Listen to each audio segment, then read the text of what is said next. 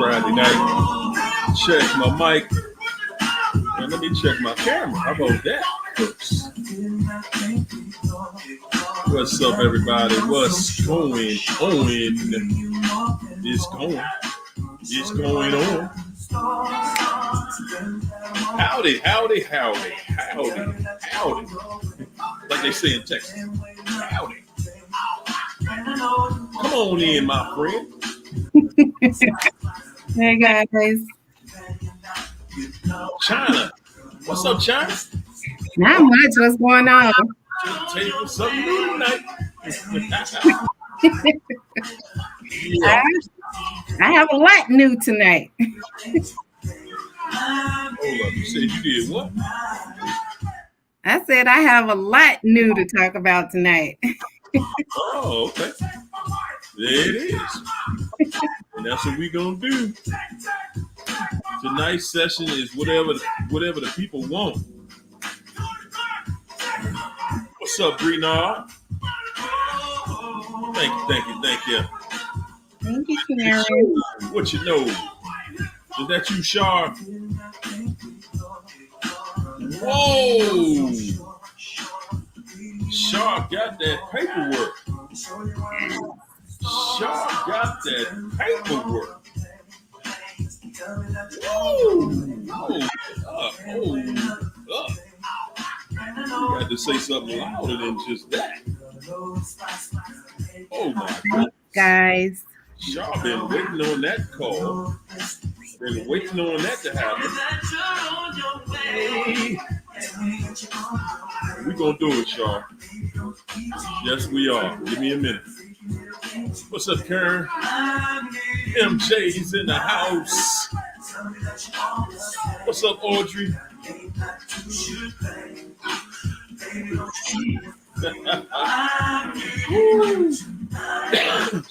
The house and didn't have to pay him any equity. Oh! Money to buy a new car. Got to pay my for health insurance. Good. You're good. Shaw took him straight in and there it is. Yes. Painless. Yes, indeed. Honeybee Lee. Mary Atkinson. What's up, Jennifer? Ayola. What's up, Ayola? William Parks in the building. What's up, Champ? Honeybee Lee, Josie Ferry. What's up, Allison?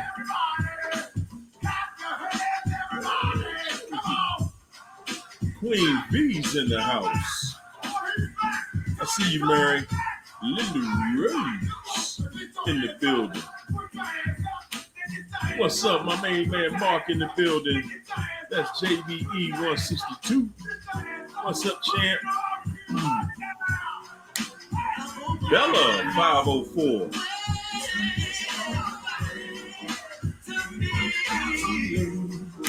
David Alexander came through. Blinders off. Janet Cross, Lap 2 Haruna. I see you, Keisha Spade. Queen V. What's up, Dave?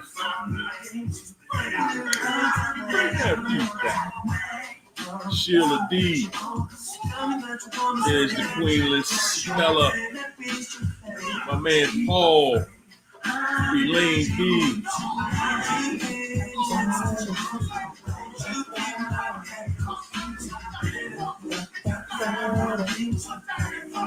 There go Lizzie.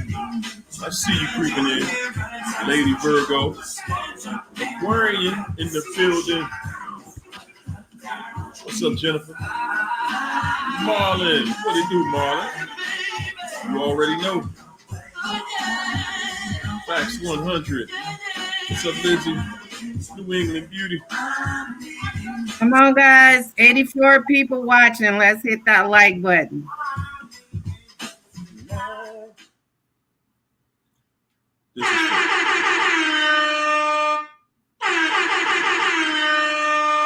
Shaw. Hey, Shaw. Yes, indeed. My girl Shaw said, I got that paperwork. Yes, she did. And everything that came with it. Got the paperwork and everything that came with it. You can't beat that. Wind this off. I see you. What's up, Felicia Brown, Kimberly Ortiz, Alicia, Sid Thumb. Come on in, everybody. Come on in. Hit the like button as you come through the door. Yes. Yes. What's up, Lady Virgo? William Finley. I see you. I see you. Hey, Alicia. Making waves. There go David Alexander, Queen V. Did I get everybody? I got you. I got you. I got you. What's up, Lizzie? Excuse me. Shar. Got it done. She got it done, y'all. Yeah. I got it done, y'all. Shar said, look here, look here. Look here. Okay. All this stuff you've been doing, trying to get away with this, trying to get away with it, trying to hide this.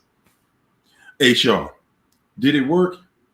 Because you looked a little worried last week. Like, he hiding this and he doing this and he did that and he doing all this stuff. Did it work? How did that work for him? Did it work out for him? You know, how did it work out for him? You know, that's a beautiful story. How you like that ending to that story, China? I love it. I love it. Because they deploy all these tactics, and then in the end, it doesn't work. Woo! Paid everything. So that lawyer already told him, look here, man. I already done talked to the judge. Judge feel like you hiding stuff. You need to go in here with a clean slate. Now, you need to know, before we go in there, let's go ahead and call that mortgage company and pay that. Pay that up, because this is about to be ugly. This is going to be ugly. You're hiding stuff. Don't do this. So, ladies and gentlemen, y'all see that. Don't go into court hiding nothing, man. Thanks. You go in there and hiding it, a lawyer gonna find it. Mm-hmm. Okay? You gonna be found out. Yeah. And when that judge has to, make that final call on that, and say, oh, you've been hiding everything. Oh, okay, so we just gonna give her everything. Now we'll fix everything by giving it to her. Yep. Okay? No, we're not gonna make her break down with you, because you didn't break down with her, buddy. You thought what you was cute? Listen, y'all. Again, we don't necessarily see it, but yeah, he a little pissed off tonight. Oh yeah, he a little pissed off tonight. He somewhere at a bar, having several drinks. Yes, indeed, several of them. Yeah. Man. Tell us about that, Char. How did it feel walking out the building, knowing that you just, life again? How does that feel? We got to bring Char in here tonight. I'm going to have to bring you in, Char. I know you in a celebratory mood, so, we're going to have to talk about it. Yes. So he didn't want to give me a dime for alimony and got 5 years. Yep. $842 for my Cobra. For the rest of the year. My. Happy National Women's Day, ladies. That's what today is? Yes, sir. National Women's Day. That's a beautiful thing. Yep. Happy National Women's Day, young ladies. Yes, indeed. Everybody hit that like button now. Let's not get that mess started tonight. Okay? All right. Yeah. That's a good feeling right there, man. It is. What y'all want to get into tonight, man? I left it on y'all tonight. Usually I stick my thumb on it, you know. What's up, MJ? Yeah, yeah. I usually stick my thumb on it. I'm gonna leave it up to y'all. What y'all want to do? Y'all want to talk about tonight?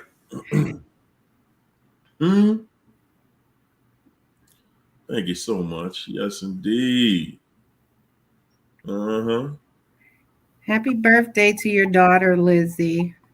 Lizzie got a daughter that's 19. Y'all better say happy birthday to Lizzie's daughter. Like, I'm about to say it. I'm about to say it.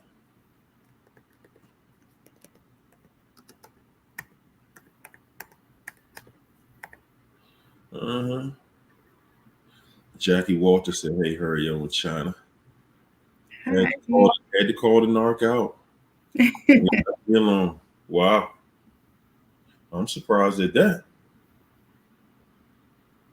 Wow. Got the house, didn't have to pay no equity. Attorney said, I need a new car. Whoa. Attorney said, hey, she need a new car, Your Honor. And he need to pay for it. Woo. I got you, Sig Tom. That's a good one. I got you. The smear campaign. Oh yeah. Y'all want to talk about that smear campaign? That smear campaign that ain't nothing like champagne. My. Sig Thumb. Thanks for the super chat. Yes, we will. Yes, we will. Talk about the people that talk about you, how they set it up. Oh yeah. Let's talk about the setup first. Okay. The setup, to start it out, they were already talking about when you thought the relationship was good. Whoo, my goodness. Yeah, they were already setting you up. Mm-hmm. You just did not know. You didn't know. They were already putting it out there. Yeah. You know, my baby got some rough edges, but you know, we working it out. They make it seem like they working with you. Look, you're the one who has issues. Guys, I'm going to tell you something that none of us really know, like you about to know. The people that the narcissist got to, those people think that you are the one with the issues. Did you hear me? They think that you have issues. They think that you had a crazy childhood. They think that you've never figured that part out. They think that you were abused, used, you know. They think that your life is full of just chaos and turmoil. And they also think that the narcissist came and saved you. Good God. Woo! Good God. They think the narcissist, good God. It can't be nobody that know the narcissist though. Because everybody that knows, I promise you. And that's why they go to everybody else. That's why they try to go to your people, your friends to smear you. Yeah. Their friends already know they some trash. Their friends know. They're gonna try to say it and make it believable. Okay, do you hear me? They gonna make it believable. Okay, they gonna really make it believable that you know you got some real issues. You know, and I'm working with you, but I can only take but so much. And that's how they to themselves. Now I ain't saying to other people, and then they try with the other peoples to some degree. That's how they justify, you know, them always having other people in your relationship. There are times where we think that we're in the relationship with just the narc. It's just you and me and the narc, right? Wrong. You just not in a place where you really suspecting them because they ain't got nothing solid. Yeah. But when it comes to that smear campaign, man, everybody else thinks that you got the problems. You're the one with the issues. You're the one that couldn't get life together. You couldn't figure it out. Irregardless of what the narc did, it doesn't matter how long they did it. They are telling everybody that what they did to you, they're saying you did it to them. They're saying, man, you crazy. You're crazy. They're telling everybody that you're really crazy, that you got this other side. They're only going to tell it to certain people, though, because the narc knows some people, they know the people that really like you, that really care about you. And they do not like those people. They do not like, when they find out somebody really cares about you, narc don't like them. Nope. Nah, man, your mother be tripping, man. I don't know about that. Nah, your mother, don't like me. Nah, man. Yeah, that's exactly how they get. I'm about to throw it to you, Chan, but before we do, hey, Yola, mwah. Thanks for being a sponsor tonight of tonight's show. Yes, indeed, Miss Ayola. Yes, you are. Yes, you are. What you think, China? What you think about the smear campaign? I think it starts in the beginning because that's part of the triangulation. And so they have to smear you even to that new person. And then they have to prepare their families and stuff for this new person to enter in the situation. So, even when you first get with them and you like throw some triggers towards them where you start to not believe things that they're saying, or you see those red flags, they instantly start telling people that you're not a good person. So it doesn't start after or in the middle. It starts in the beginning sometimes, and especially when you start calling them out on their BS, because I've learned that they can't hold it too long now. And sometimes, and like you said, people know who this person is, but what they do to their family is they slowly like trigger you and get you to do some things and say some things.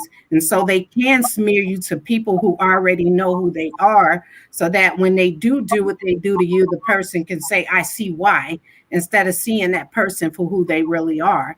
So they smear you during the relationship, but they trigger you into reactions so they can tell people, see, I told you, this is how this person is. So it can justify them moving on to someone else.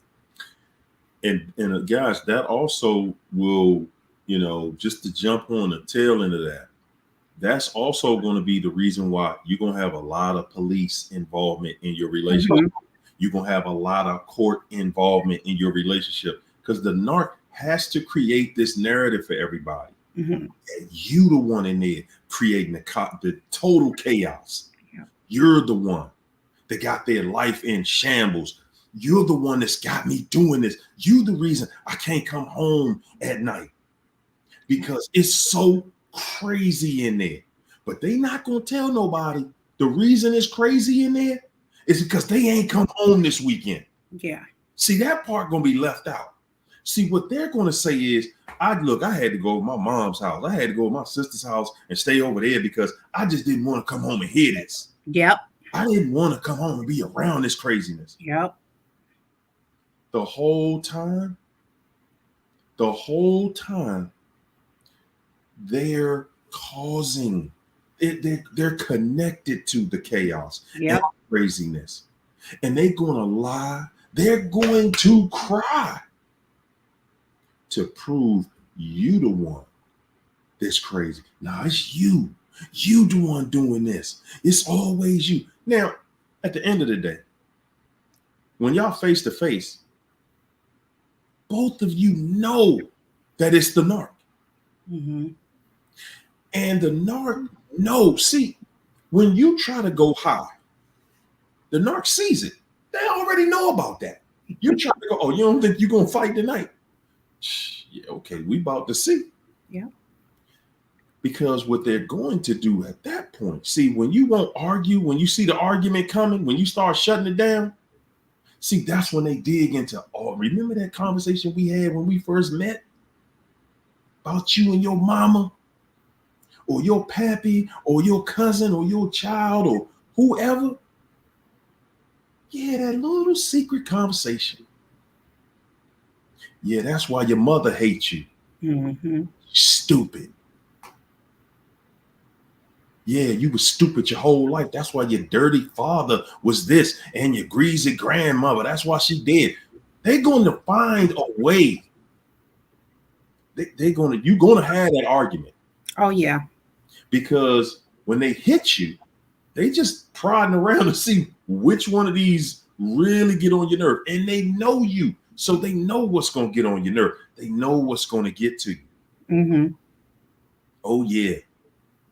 And see, when you really figure them out and you just like, hey, man, you just going to do what you're going to do, whatever.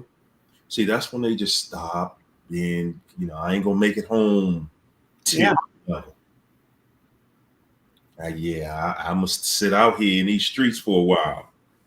You don't want to argue. You going to argue. Yeah. And then when you won't argue, so then they'll set you up. Come in the house. Let me go. Hey, babe. Yeah, they go against the grain on you. Mm-hmm. Hey, what's wrong? Because they already know you got your guard up. You got your guard up. I see it. Hey, baby. How you doing? Give me a hug. Give me a kiss. See, and they know you can't fake that with them. Yeah. You can only fake with so much. Yeah.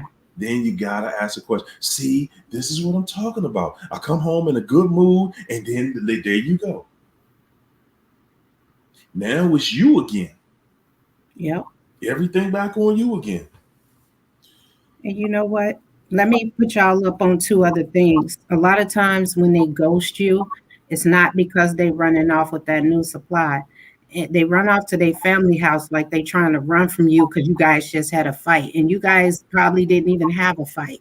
They just running off to their family because they're cheating and now they're trying to smear you so the family can understand why they're doing what they're doing. So sometimes when they ghost you, they running off to make you look like they had to get away from you because you're causing chaos.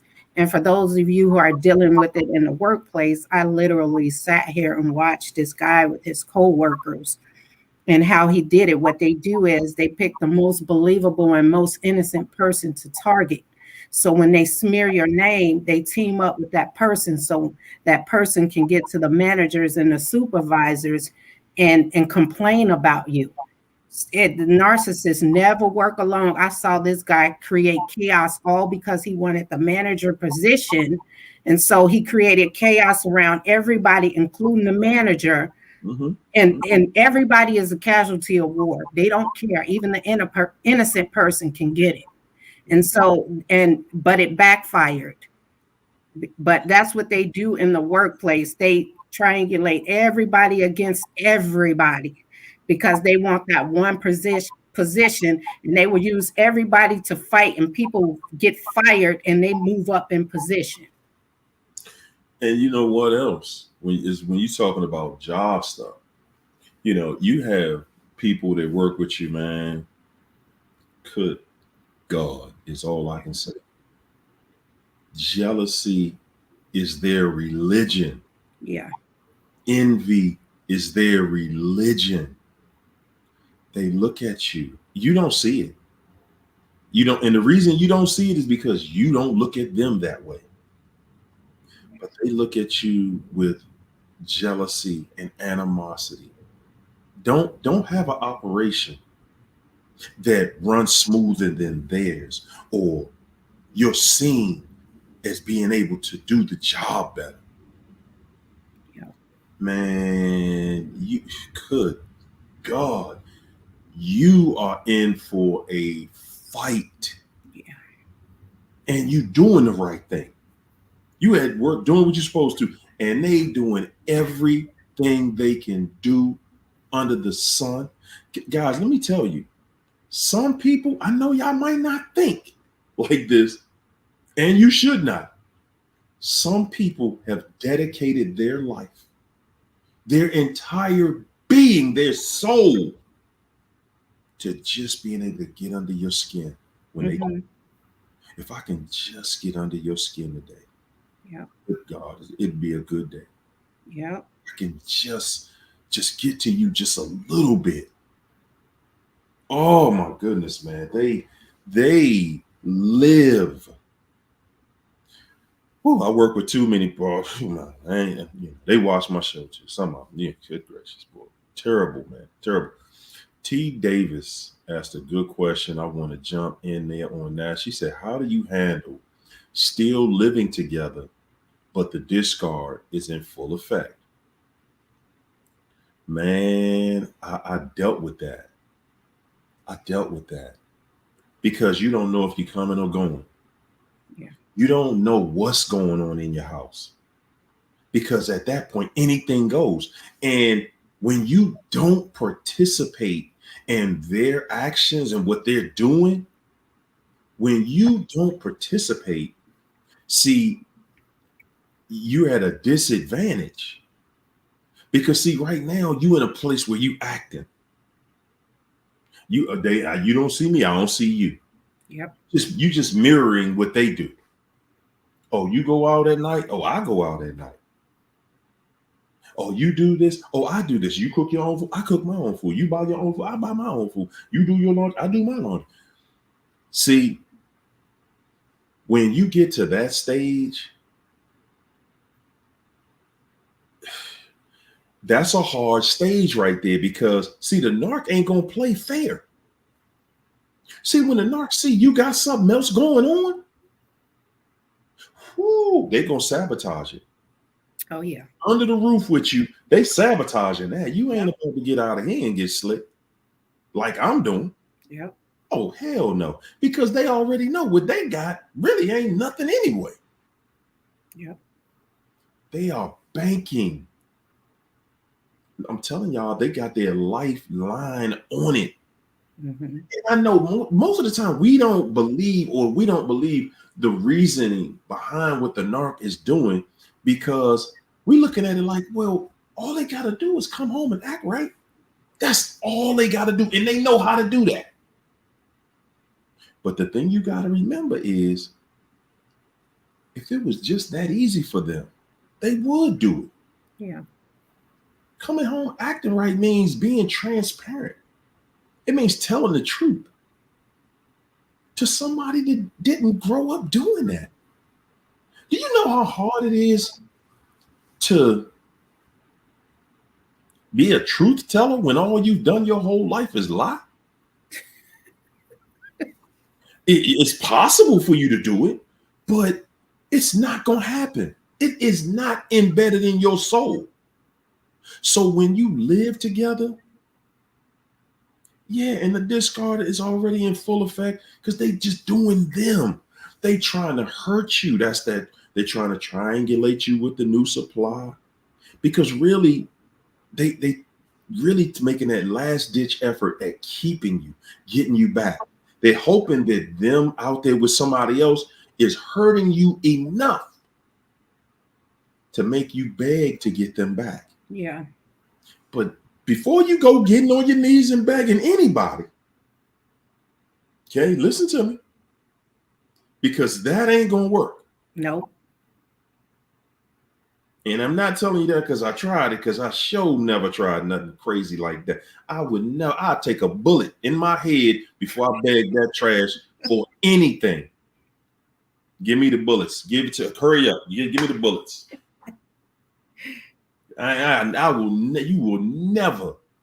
You crazy. You never going. They're not going to go along with what you're trying to get them back, because that just feeds them. That just feeds that arrogance in them. And it's like, oh, nah, you's acting like this. Oh, nah. Yeah. But they still gonna come back to you later, though. trying to figure the craziness out, that ain't the first thing that y'all want to do. Okay. They're going to tell you no, and they still coming back for you. They're still going to come back another day. Oh, yeah. It's not over with. Yeah. It's not over with. They're still going to come back. Yeah. They're going to come back because, guys, let me tell you, I've heard some videos. I've seen a couple of videos. They say, well, every narc doesn't always come back. Just give them enough time. They'll be back. I ain't telling y'all that they're coming back because I want you to want them and wait for them to come back. Okay? Because they're not coming back till you just gave up. Till you give up. That's the jaded side of this. You don't get to see that they're coming back until you don't want them no more. Oh, yeah. And it's not just, I don't want you, just you saying it. It's a feeling. It's an actual energy. Mm-hmm. I don't want this fool nowhere around me. I want to be around this clown. I want this clown doing nothing around me. Yeah. Okay? I don't want to be seen with it. Nowhere. Let me touch on that. A way also, because that way too that you're saying is good, but it can also be draining and take you to dark spaces that you don't want to be in. So when you're in the same house with them, silence or gray rock is your best option. And a thing you can do that will really get them is accept the breakup. Act like it means nothing to you, that they don't want you. And that's what's going to screw them up in the head right there. Because now they're going to figure you have somebody or you beat them at their own damn game. Say that again. Yes, they're going to feel like you beat them at their own damn game. And that's when they're going to start to love bomb you. And if they still in the house, that's because they're not sure about that other person yet. And so they still there. Yes, sir. Yes, indeed. Man, China, you just knocked that out the park, man. And I saw those two examples you gave. I experienced it. Me too. Okay. When you're at the end and they just treating you like they never knew you, and you giving that same energy back and let them know, I never wanted your trifling behind. Yeah. You begged me to marry you. Let's make it clear what it was. Yeah. Yep. Oh, and when she heard that, she was like, see what I mean? You and flipped it right back on me. See, I just said I don't want you now. You talking about you ain't never wanted me. Cause I didn't. All right, you was pregnant and you asked me to get married. Okay, that's how it happened. Yeah, chalk it up. You listen, when it's over, when y'all going through that war at the end, man, you better act like, even if you gotta act it, you better act like you ain't never seen that flunky before. You better act like I don't know this. Man, do I know you? Yeah, we in the same house. I don't know you. I don't know you. Yeah. Who are you? When did I start answering to you? When did I start talking to you again? Man, got nothing to say to you. Yeah. They see you give them that hard cut. I don't care who they dealing with. Let me say this, y'all. Number one, all that razzle dazzle, it's all fugazi, okay? That crap, they run into the new supply and they think they got something, man. They ain't got nothing. Maybe some STDs or some cooties or something. That's about it. Yeah. That's about it. I know y'all sitting back and a lot of times, and it hurts to see the person that you had feelings for run off with somebody else. But let me clear you up on some things. And I'm going to say it because I want you to remember you were one time that person that was the new supply. That everybody thought the narc got it together for. Wow, it's about time. I ain't think this fool was ever going to get it together. Yep. You were the example of that. Yep. and they showed you that you got it worse than everybody. You got it worse than I know for a fact. I got it worse than every last body, every person before me. And I saw that when I actually, the stories that I could read between the lines about the stories of previous relationships, what happened with different people. I could see the cheating had always been there. Mm-hmm. Always been on the table. Mm-hmm. to think, and some fool somewhere today think he might be the only man.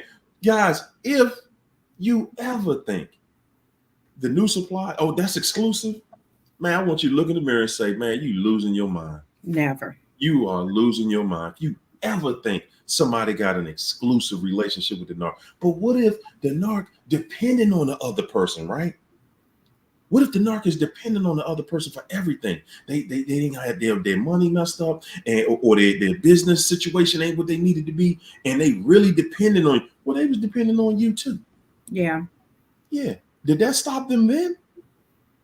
Don't you ever, for the rest of your life, ever think that a narcissist, any of them, went somewhere and did better. Yeah. Okay, I'm gonna say it, and y'all can feel some type of way. That's just a stupid thought to think they went somewhere and got it together. That's just a stupid thought. On any side of the game, just say, hey man, I'm thinking stupid today. Because that's what I want you to think when you saying something like that. I'm looking at they about to get married, they about to have a baby, they about to this, they about to that. Man, somebody else stuck with it. Somebody stuck with that mess. And you don't even see it yet. You don't even see it yet. But the new supply is going through it. Mm-hmm. They going through it, man. They got to keep their game face on for everybody. It's like the narc stuck something in them, and now the new supply is just I gotta we just so happy. We just so happy. No, we fine over here. We fine, and the whole time they checking behind the narc like, how are we about to get married and this fool still doing slick stuff? Yeah, man, you crazy if you think the narc changed. You crazy. And don't go trying to compare notes like the new supply gonna tell you the truth. Yeah, they're not. They gonna lie. They gonna say, because the narc already done told you jealous, and the new supply gonna think you jealous anyway. So the information that you giving them is tainted. That's how they're gonna see you. That's just how they're gonna see you, man. Yeah, and we're fooled if we think that other person didn't know about us. That's how they triangulate. So that person knows automatically and they make that choice. Narcissists, some of them do go for strong people, but they also do desperate picks. And some of us was that. And that's how they were able to bag us. And we knew about the other person. And see, and they use that. If you think for 1 minute that new person didn't know about you, they did. They just wanted to compete with you for that person out of desperation. And that's why they're still holding on to that person out of desperation. That's why it's lasting. The narcissist didn't leave you because he saw something better. They left you because they had a crush on somebody. Think about that. A crush. They left because they liked something. They saw something. Yeah. Destroyed everything y'all ever had. The saying that I used to have, man, and I'm going to tell you guys, this is one that I had to really, it took me maybe a couple years to really let this sink in. And I'm saying during the relationship, right?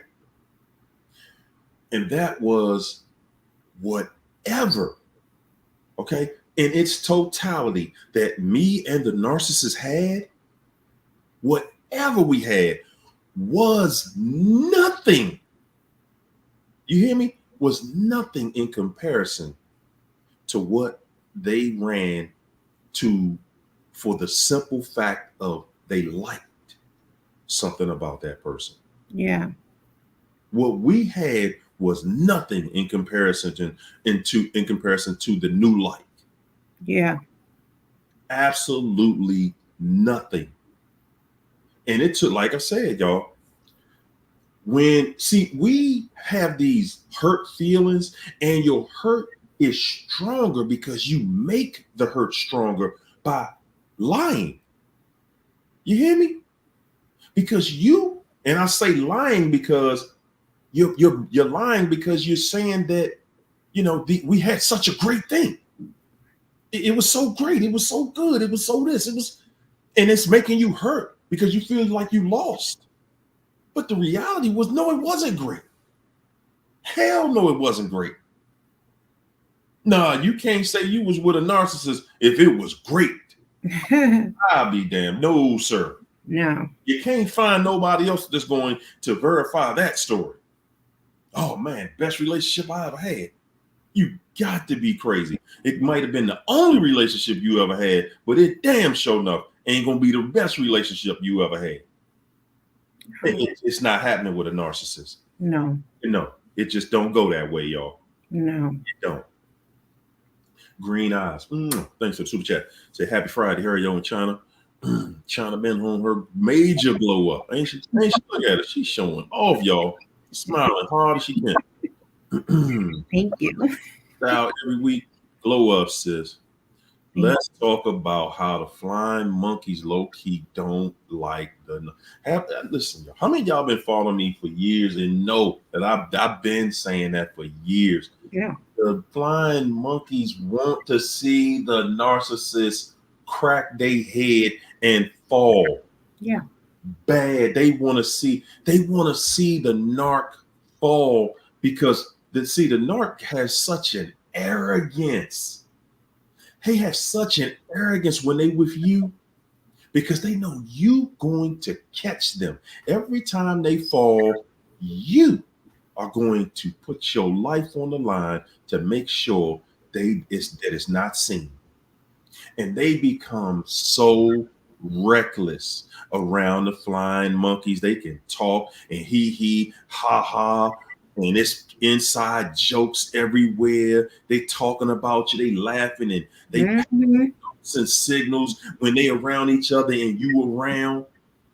And guys, the flying monkeys hate it. They hate knowing the narc just getting away. Oh man, this fool don't even know that this narc is cheating on you and lying to you. And right in here acting like they hate, listen, the flying monkeys hate the narc. Yeah. They low key, they hate the narc. Yeah. It's just there because they want that first class seat. They want to be right beside the narc when that narc crack, because they know it's coming. They know, listen, y'all. I've seen them. They sit around and they wait. Ooh, it's trouble in paradise. Never think that dude was going to figure you out. This is how the flying monkeys are looking at the narc. Like, damn, I ain't never think he was going to see the real you. Like I know the real you. Man, I wonder who told him. I wonder how he figured it out. Them flying monkeys hate the narc. They detest the narc. They want to see that narc crash and burn. Yep. Let me add to that. The biggest flying monkey that want to see them fail is that mama. She's always competing with that girlfriend for her son's attention. Whoa. And sometimes she'll set that boy up. Can fail. Come on back home to mama. You know, I've seen that happen. And that's the biggest flying monkey that a narcissist has, is that mama. That mama want to see him fail when he get arrogant, when he choose another woman over her, when he want to be a man to another woman, because mothers have emotional incest with their sons and they make them their man, them taking care of them. And when they run off and go get something else, that mama is plotting. That mama don't like that girl. She's in competition with that girl for her son, and she will set her son up to fail and he will fall for it. Good God. Good. Whoa. Girl, yeah, man. This girl is on fire in here tonight. Whoa. Yeah. Kiss myself. Sig Thom. Thanks for the super chat. Sig Thom said he would get the argument started, then call his mama on FaceTime, showing only my react. Wow. See what I'm saying?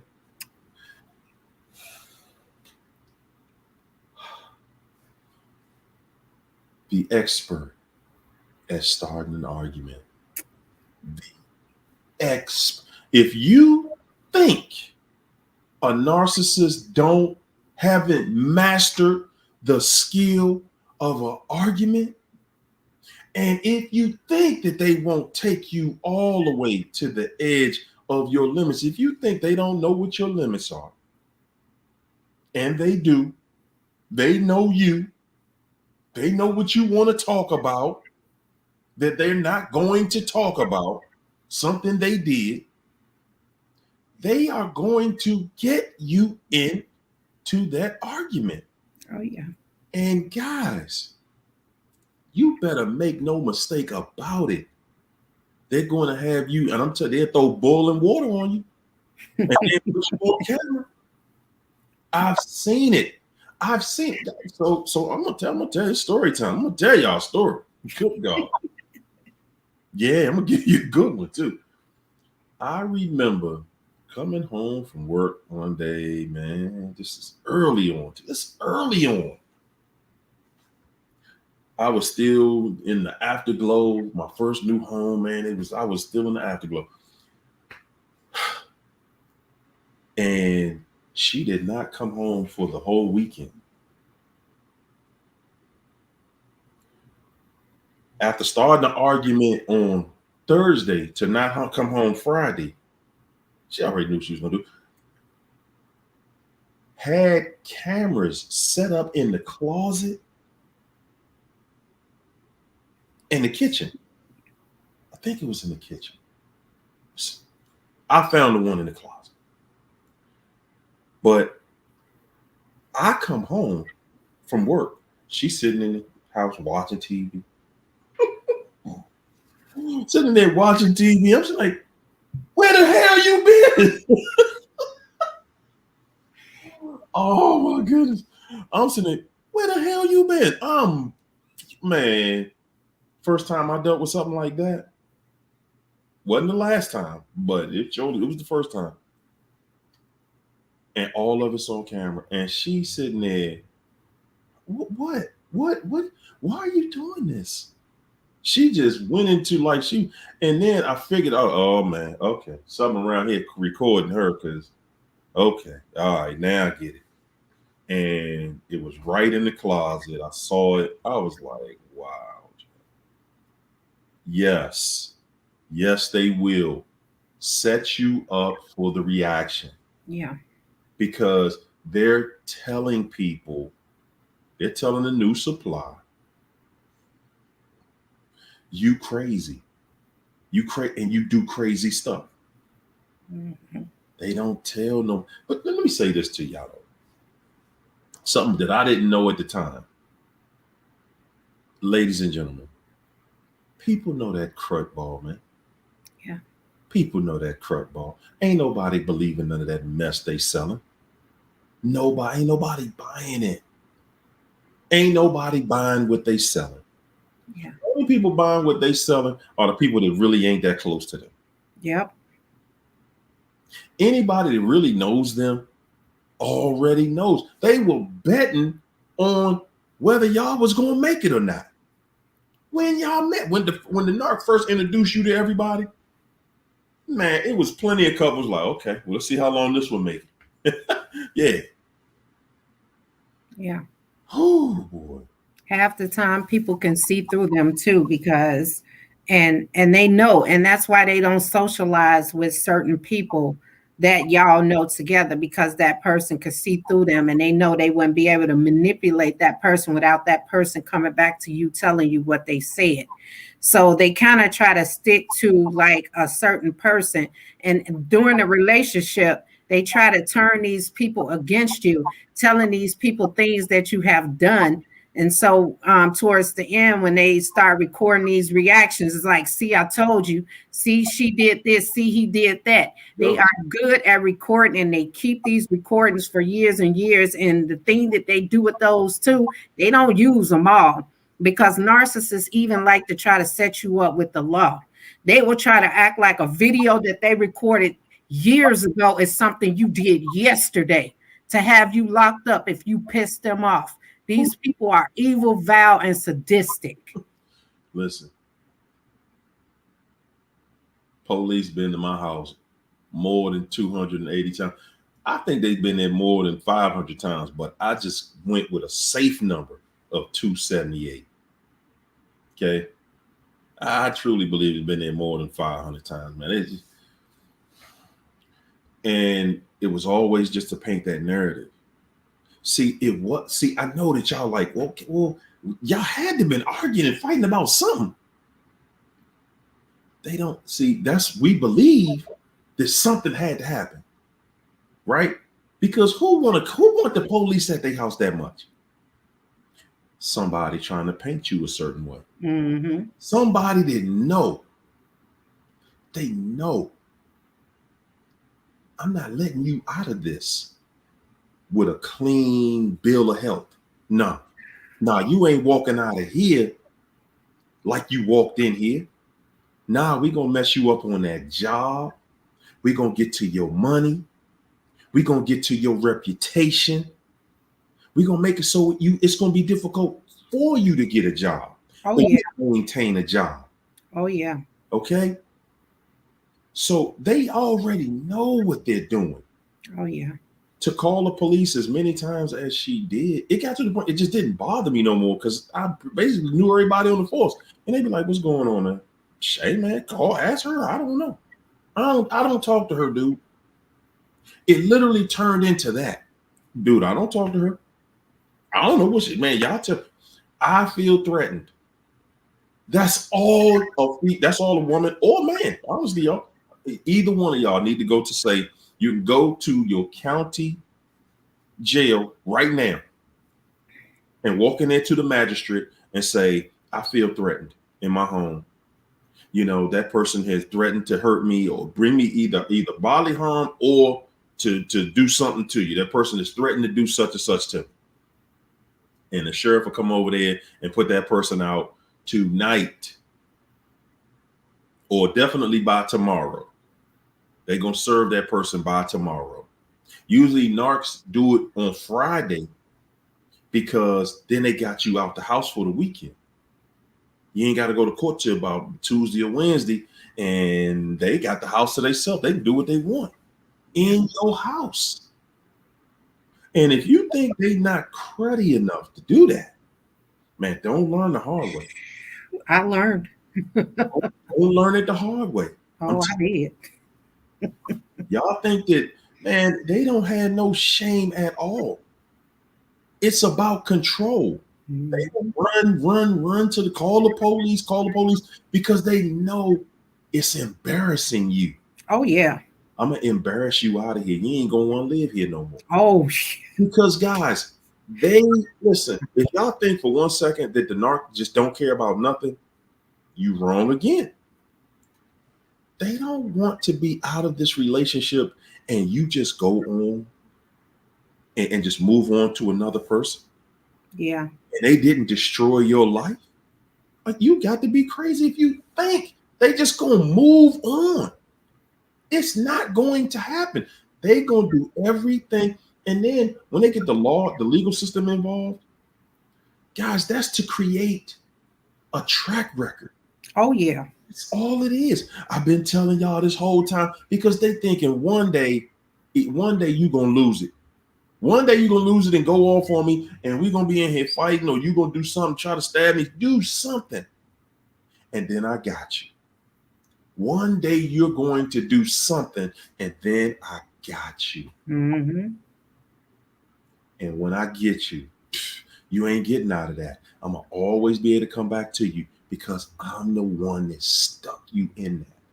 But guys, you got to remember, you got to be able to have self-control, because eventually you got to look at yourself and say, wow, I knew this treacherous rat was exactly what it is, and I still was hanging around it. Oh yeah. Right there. I just couldn't let it go. I just had to be around. That's why it's important when they discard you to not chase, because that's the setup. Come on. That's the whole setup right there. And I learned that lesson the hard way going up to that job. They will say you are stalking them. Oh man. They will get a trespass on you. They will get a protective order on you. Indeed. That's the whole setup. It's very important to not chase. Let them go. Let them go. Let that trash go. Let them go. Ain't nothing good in it. Nothing. There is nothing. There will be no reward. No. You will be there daily asking yourself, what in the hell am I doing? Yep, because the gloves are off now. They're off. That mask is full blown off. And they have to do things they didn't have the balls to do that when they were with you. And then some of that is out of paranoia too, because they know they just did you dirty. They know they did you dirty. Yeah. Because that's all they got in them. Yeah. That's all they got in them. They're never going to outdo loving you. They're never going to outdo you on that. They're never going to outdo you when it comes to just being thoughtful, when it comes to caring, loving. No, they ain't even in no competition with that. But ain't it that you get mad? Now it's who can get the maddest. Now who can be the cruddiest. Yep. Yeah, that's their game. Catch the signs, see what you're dealing with, and avert. The only way you win is to get away. Yep. That's how you win. They want what they can't have. There you go. Even if they had you before. When you become the person that they can't have no more, that eats them alive. It's eating at them right now. Yep. It's eating at them. Because they can't just call you and pull you in with that. Because you see right through. See, guys, you see through the narc. You just won't address how you see them. Yeah. You want to argue and tell them about themselves. I personally can guarantee y'all that a narc ain't ever gonna hear me. Ever. You hear me? Ever. In this life or the next one. Ever hear me tell her about herself. Or waste words. Waste energy. Had a verbal conversation. You got to be crazy. You got to be crazy. No. Guys, and I'm telling you, you've got to just develop the attitude that is just not an option for me. Yeah. Not an option that I'm just going to go out here and, I'm going to tell this person about themselves and that's that. It's over with. I'm going to tell you about yourself. Man, you wasting your breath. The only thing the narcs hear is what they see you doing. Okay, that stuff you saying, you can see they don't hear it. Yeah. Got you on ignore. But when they know they can't get back to you, man, that burns their soul. Yeah. It burns their soul to know you ain't ever getting none of this no more. Ever. You ain't gonna get to sniff nothing over here. You ain't getting nothing. You dead. You dead to me. That's how you gotta see them. Yeah. This person don't even exist. Even when you got it. So what about when y'all got a kid? Or what about when y'all got a young child? Blah blah. Okay. Yeah, I've been at a situation and had to be in the same location as the narc for at least 3 or 4 hours. Yeah, well, you know, I could see the person in my peripheral, but eye contact, you know, actual contact, hell, no, I don't see that. I don't know that person. I don't know them. They hate that. I don't know them. I'm not going to acknowledge this fool. You crazy? Are you crazy? No. And they burnt up. They are burnt up with the person that they used to call their possession. That the person they could call and ask for anything. Anything. And they can't even call you now. Yeah. I used to run you and I can't even call it. Whoa. Who you think you are? And they don't think you ever going nowhere. They burn so many bridges in their life that you were the only bridge that they thought was still maintained. And when you blow that bridge up and there's no bridge for them to cross to get to you, they got it's survival mode for them out there in them streets. Leave them out there where they ran to, because you are the only person that they can come back to when the law is on their ass, when the streets is showing them how cold it really is. Ooh. Run back over to you, but you done blown that bridge up. So now they got to go build somewhere else and play fake with that person until they can get back on their feet.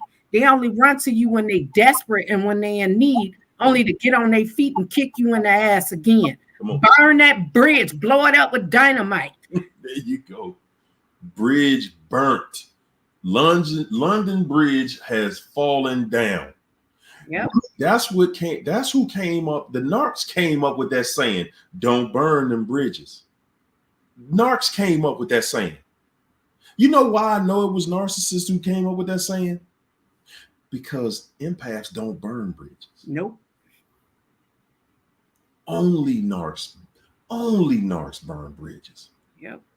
Yeah, and narcs burn bridges because they feel, well, I burnt the bridge, I can put another one back up. And when they put that bridge back up, when you see them building that bridge or they trying to build the bridge, you blow it up. Yeah. Oh no, y'all ain't nobody got no permit over here, champ. I don't know you. Nah. No bridges over here. Nope. Shut it down. Woo, Patrice Bean. Thanks for the super chat, Patrice. Patrice said, Narc told me to get over my son's death. Good God Almighty. If that ain't the devil, who would say something like that but the devil? You need to get over that. Did you ask him how? How? How? Tell me how to do that. Because he couldn't tell you. Right. He would be 50 today. Cancer. Wow. Yeah, send you my condolences to you there, Patrice. I feel you. You know, he talking about just get over it. Yeah, just get over that, man. He's been 50 now, man. You still tripping about that, man. Listen, I just posted a picture of my daughter just yesterday. You know what I'm saying? I mean, nobody telling me to get over that, man. Whatever. Go to hell. You get over that. Get over your daughter, man. Go to hell. Yeah. You and your mama and the rest of them, and whoever else like you.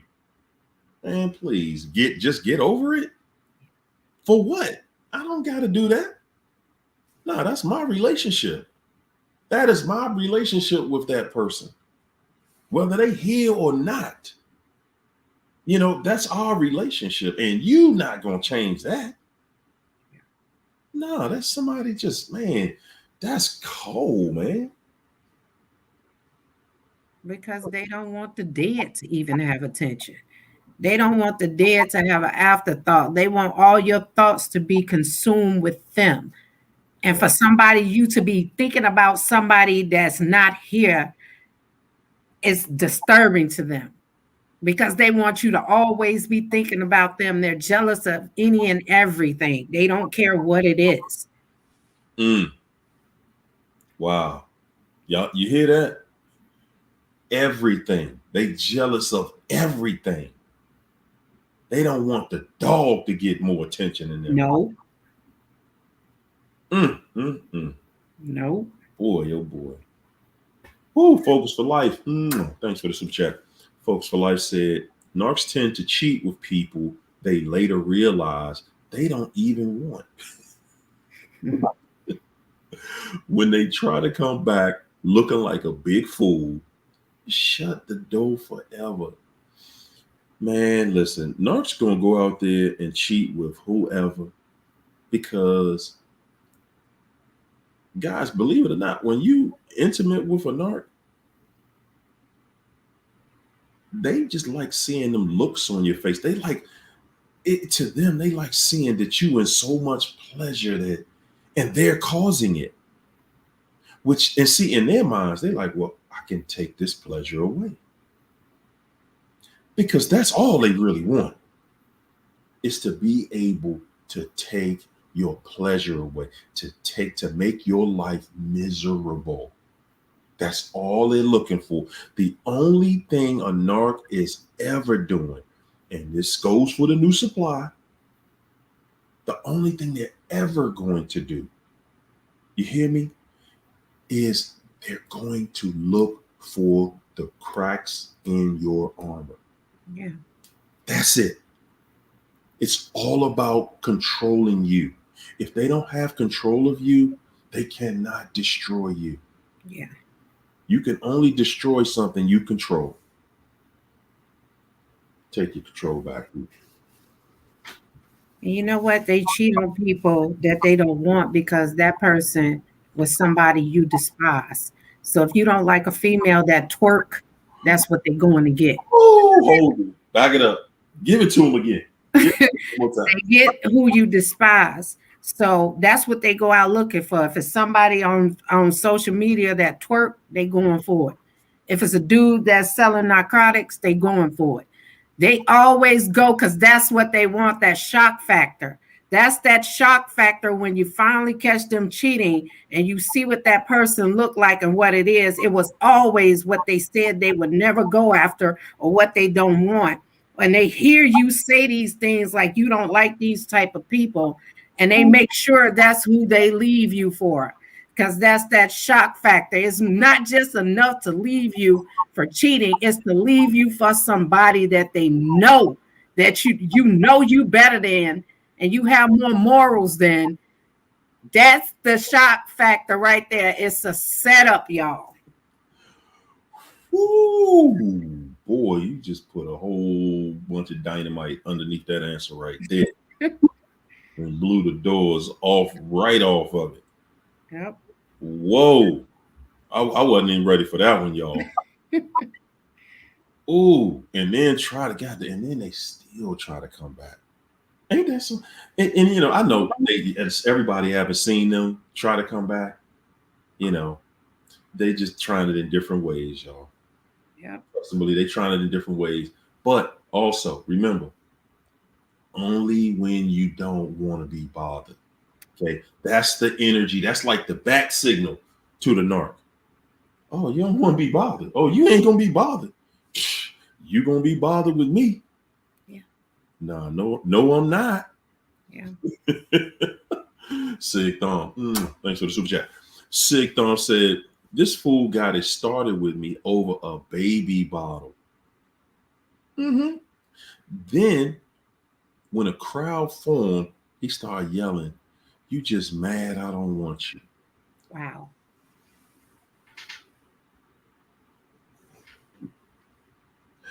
Joe,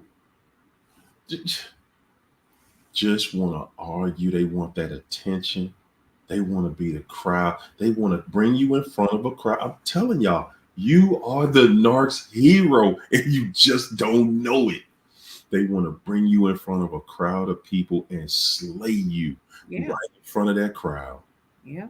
They want to make you look like you just want to go somewhere and hide underneath a rock.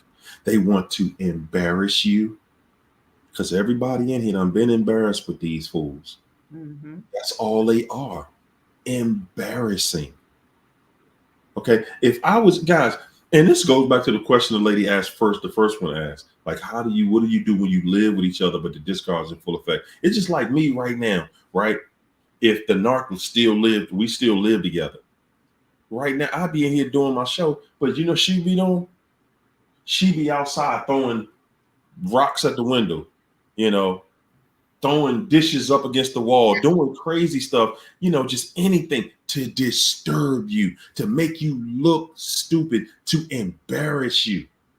Because she would be like, well, I don't care if you're telling the truth or not. You don't like being embarrassed, though.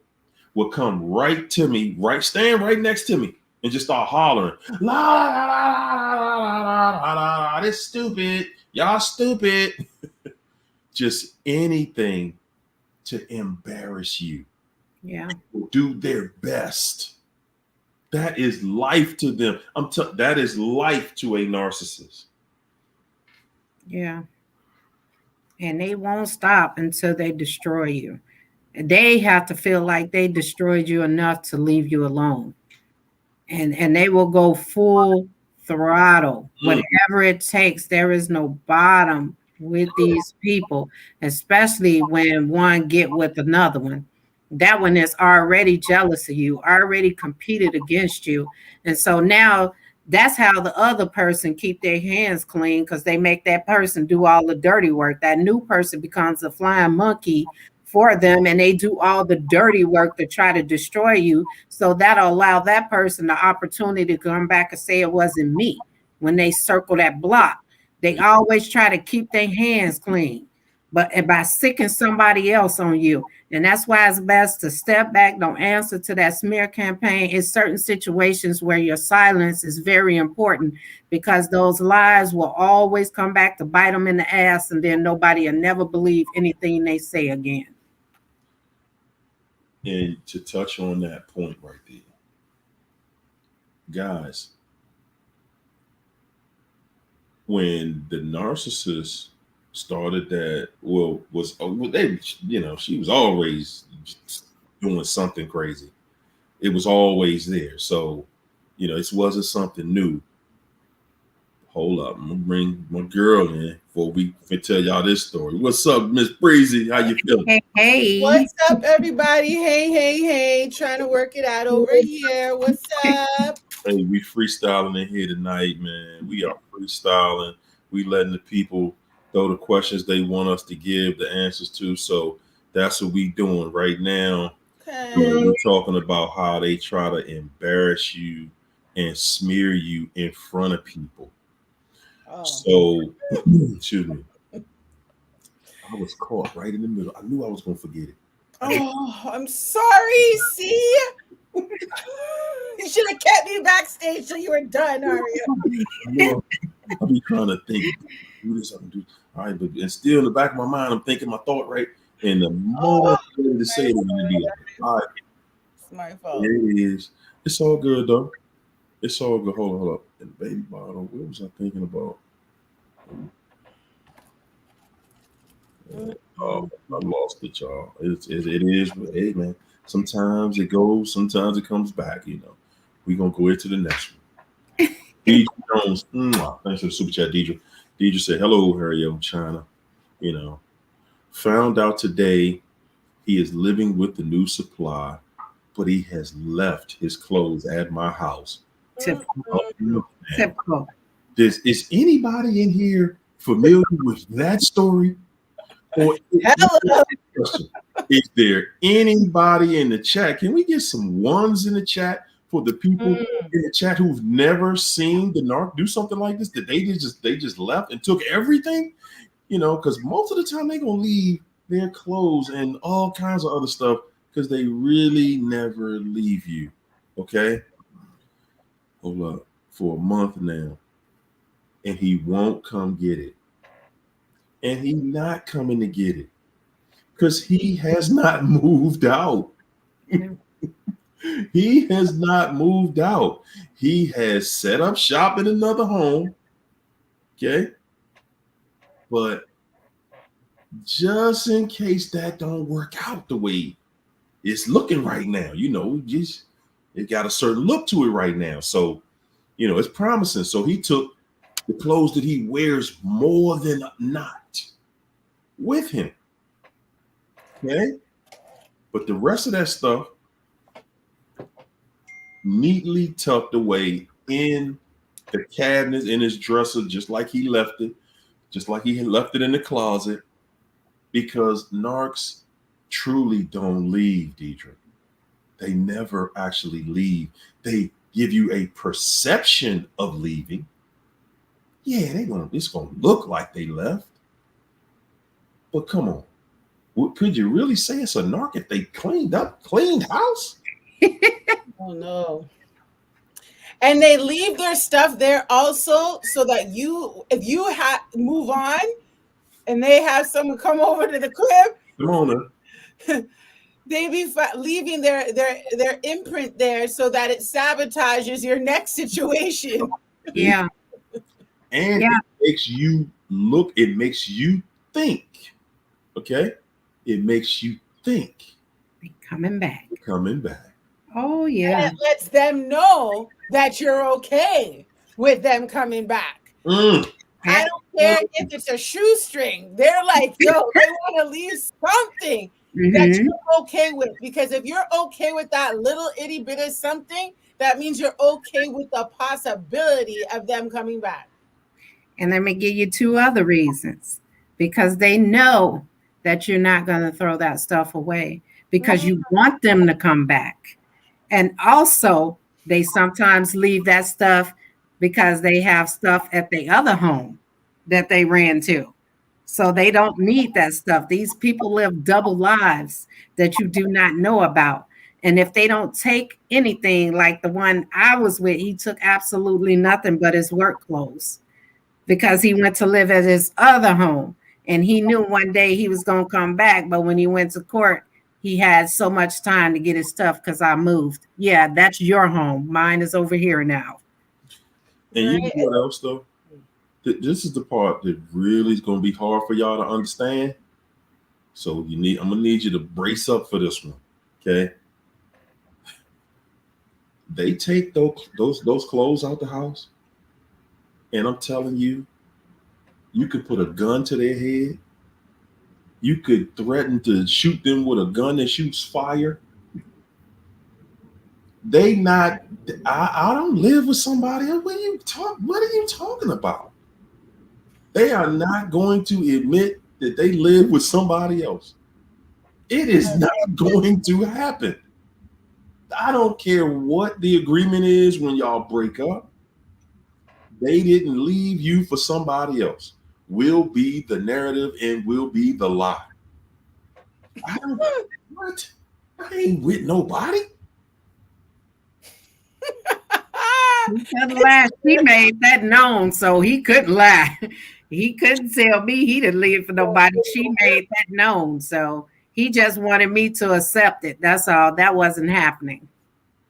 Wow. They're using our homes as storage, guys. They just don't want to pay the storage fees. They're setting up shop because they know the other new supply will eventually come to their end, and then they just do the rotations.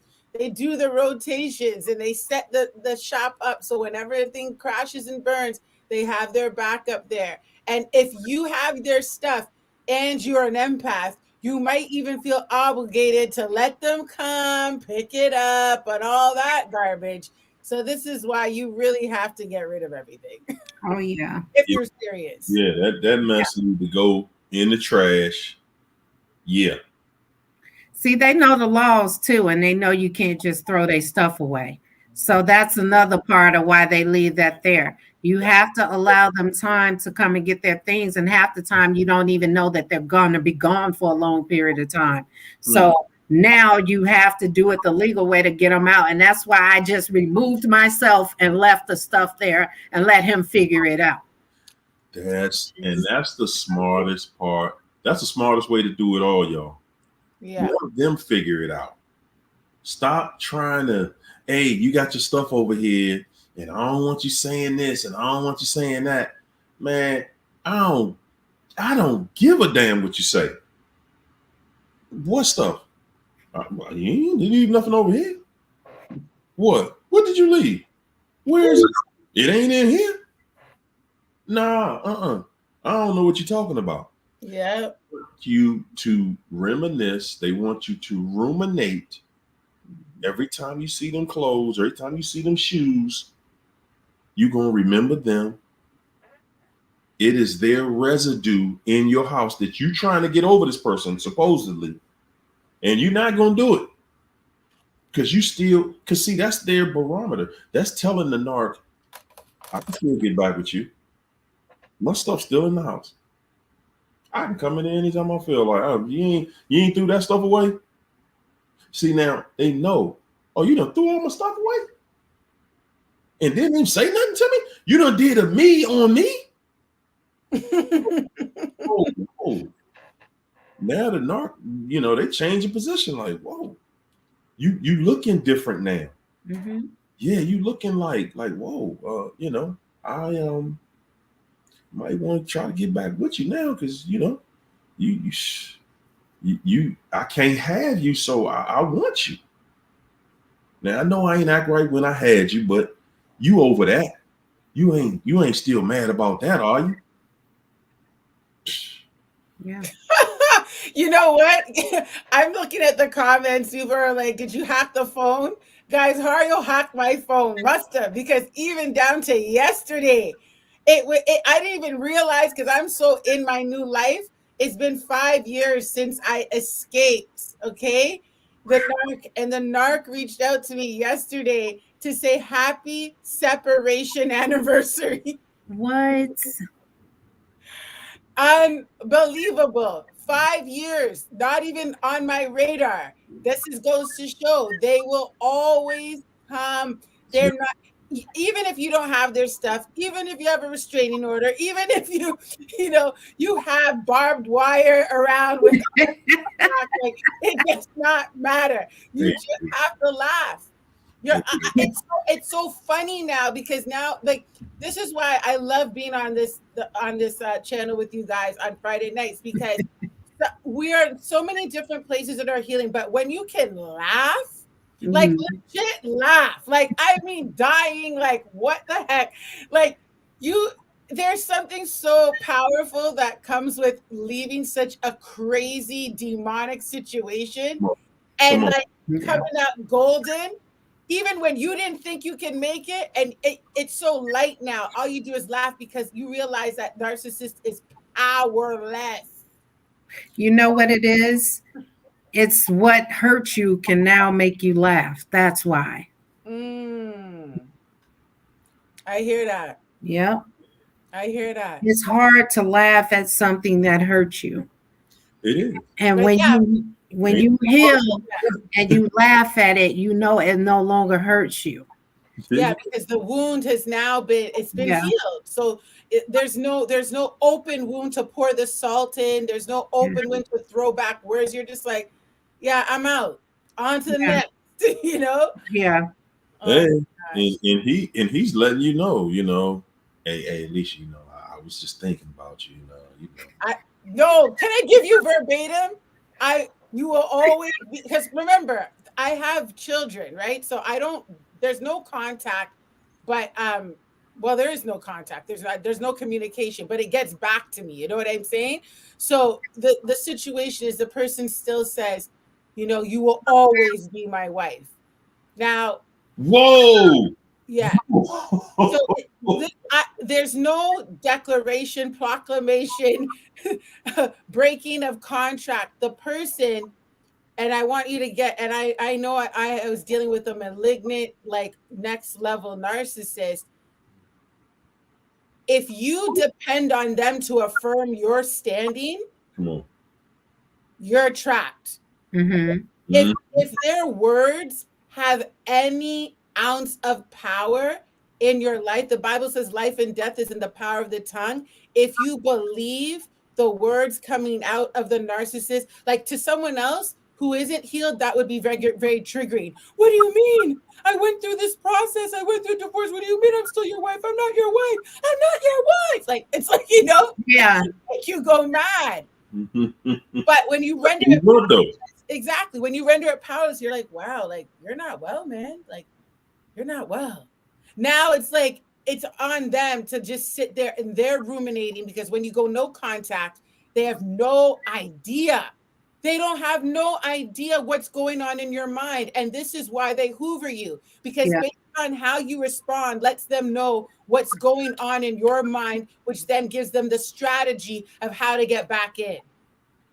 And you know what? That's why I haven't been on social media since December.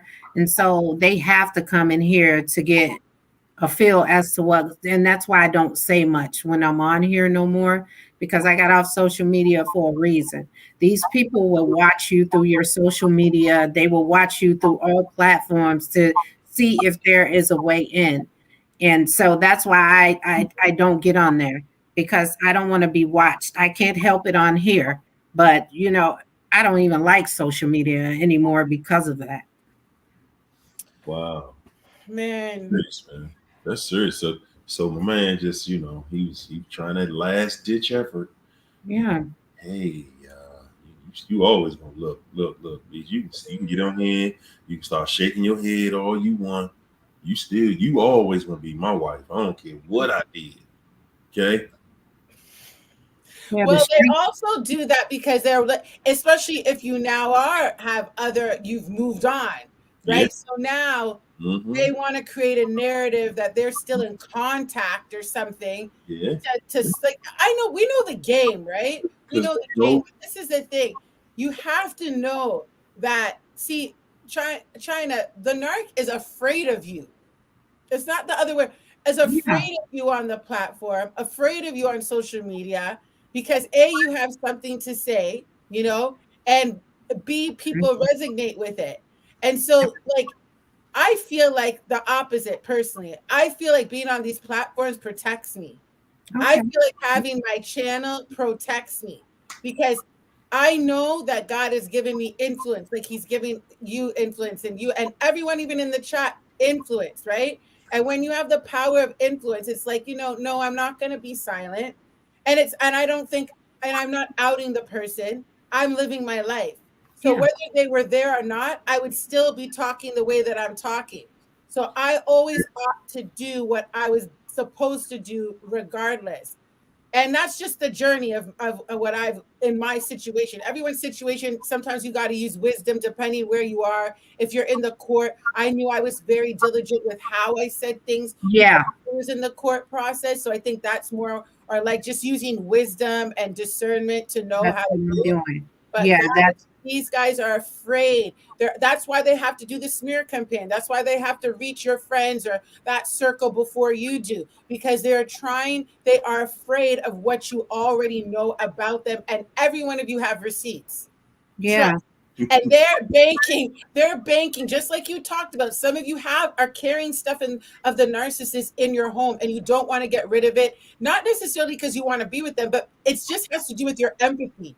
Some of you are like, I don't want to throw it out because, like, that's not like me. I don't want to throw it out. I'll just leave it here, and when they come pick it up. But you have to have blunt force trauma with this situation. You have to do what's counterintuitive and get rid of everything pertaining as if it's a bad spirit in your midst. See, I need mine for evidence, so it's not that easy for me. Exactly. That's what I'm saying. There's different right? But I get it, because I had to go through the same thing. But the minute I got that divorce, man, I was like, that's a wrap. Oh, yeah. Yeah, man. When you get that paperwork and everything is just green lights, and you can, I'm out. Okay, that stuff. What stuff? No, sir, not over here. No, we're not doing none of that no more. Yeah, and when I said the way certain things I don't say, that's pertaining to my daily life where I could be found or Yeah. stuff like that. So that's why I kind of shied away from social media because I didn't want to get into the habit of talking too much or over speaking and saying something that can tip off to my location or what I'm doing in my life where I could possibly be found and harmed. No, You know I what? get it. You know what? Alicia said that a second ago, and that was something I meant to chime in on. How this space is empowering. This space, y'all. This is the most wicked nightmare of a narcissist ever. Mm. Man, do y'all know? Could you imagine being my ex? And this fool got a worldwide following just listening. Did to him describe what I did for 25 years? Could you imagine just knowing whether you watching it or not? It's something it's in the pit of her stomach every single day. Yeah. Like, wow. I just can't believe. I thought I picked one that was just gonna shut up and take it. Yeah. That's when they see y'all on a platform and you have the power to enlighten. Yeah. That smear campaign, man, Yeah. they're praying. You don't tell people no intricate details of they pray. I'm telling you, every single day they holding their breath. Like, Lord, don't tell this. Please don't tell that. They do not want people to know. They surely don't want the people who was laughing behind, really the people who laughing at them, man, because they know. See, the narc got people around them, like we was talking about earlier, the flying monkeys. They got flying monkeys around them that know that the narcissist is really just a flunky who's going to keep on messing up and for their entire life. Yeah. Yeah. Watching and they're banking, okay, look at you still doing the same thing. Ain't nothing changed. And you know what? It ticked me off because I saw Mike Epps' interview, and he's talking about how he's 53 now and he wants to treat a woman right. What the? You don't want to cheat on a woman and all this. Now you was just married, had a whole wife. It's like, dude, don't nobody want to change your diapers. Your old life is almost over for you now, and now you want to get it right. We'll get right. That's how we get when we get old. I know. Right we go. Fear sets in, man. And I also wanted to discuss this too, the Tom Brady situation. It shows that his wife, they cheat the whole time, guys. This man is a very handsome, very wealthy, very talented man. And this woman continued to cheat on him. And now she's with her instructor. It has come out that she's now with him and she's been training with him for 7 years. These people will be in a whole marriage and cheat on their spouse the whole time. And that's why he didn't, when she said it was because he wanted to continue to play football, is why she wanted to leave. He did not say anything. He hired a private investigator and found all this stuff out. And now it's out there what she slept with some of his teammates and everything. It's out there, guys. Yes. What's wrong with everybody? This is terrible. This is terrible, guys. And we talking about Tom Brady. This is the baddest quarterback that ever did it. Well, yeah, he got some competition coming behind him now. That youngster from Kansas City, good gracious. Yes. But man, just and look at the level they on. She wasn't wanting for nothing for real. And she could have flown in their private jet to every football game that he played in if she really wanted to. But, she just got so when you think about it, people like her, she's the last person you're going to look at to be a narcissist because she's beautiful, soft-spoken, well-spoken, educated, walks that walk. She knows how to handle herself in a room. You think she does. But at the end of the day, she is no different than the thought in the club, on top of tables, going home with anybody, whoever got their money right tonight. Whoever ain't even got the money right tonight. She ain't doing it for the money. She doing it for the attention. Yeah. And she love it. And then the thing is she dating. To me, I already knew something wasn't right there when she started dating like their next door neighbor or something. Like, come on, man, how that look?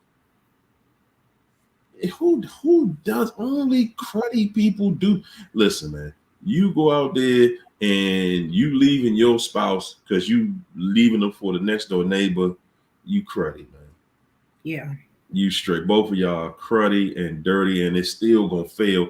And the dude she was dating that lived across the street from him or down the street from him, that he just hit it and quit it, kept it moving.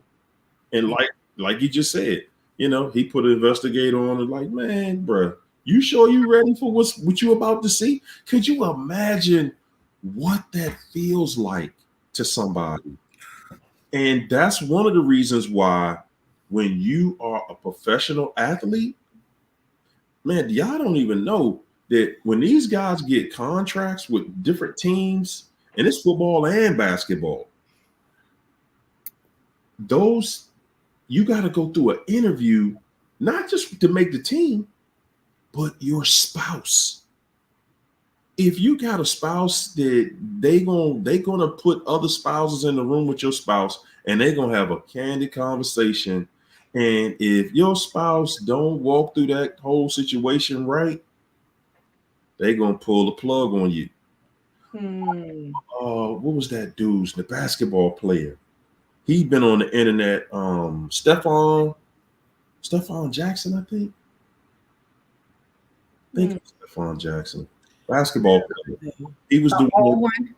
An old basketball player. Yeah, he got the podcast now.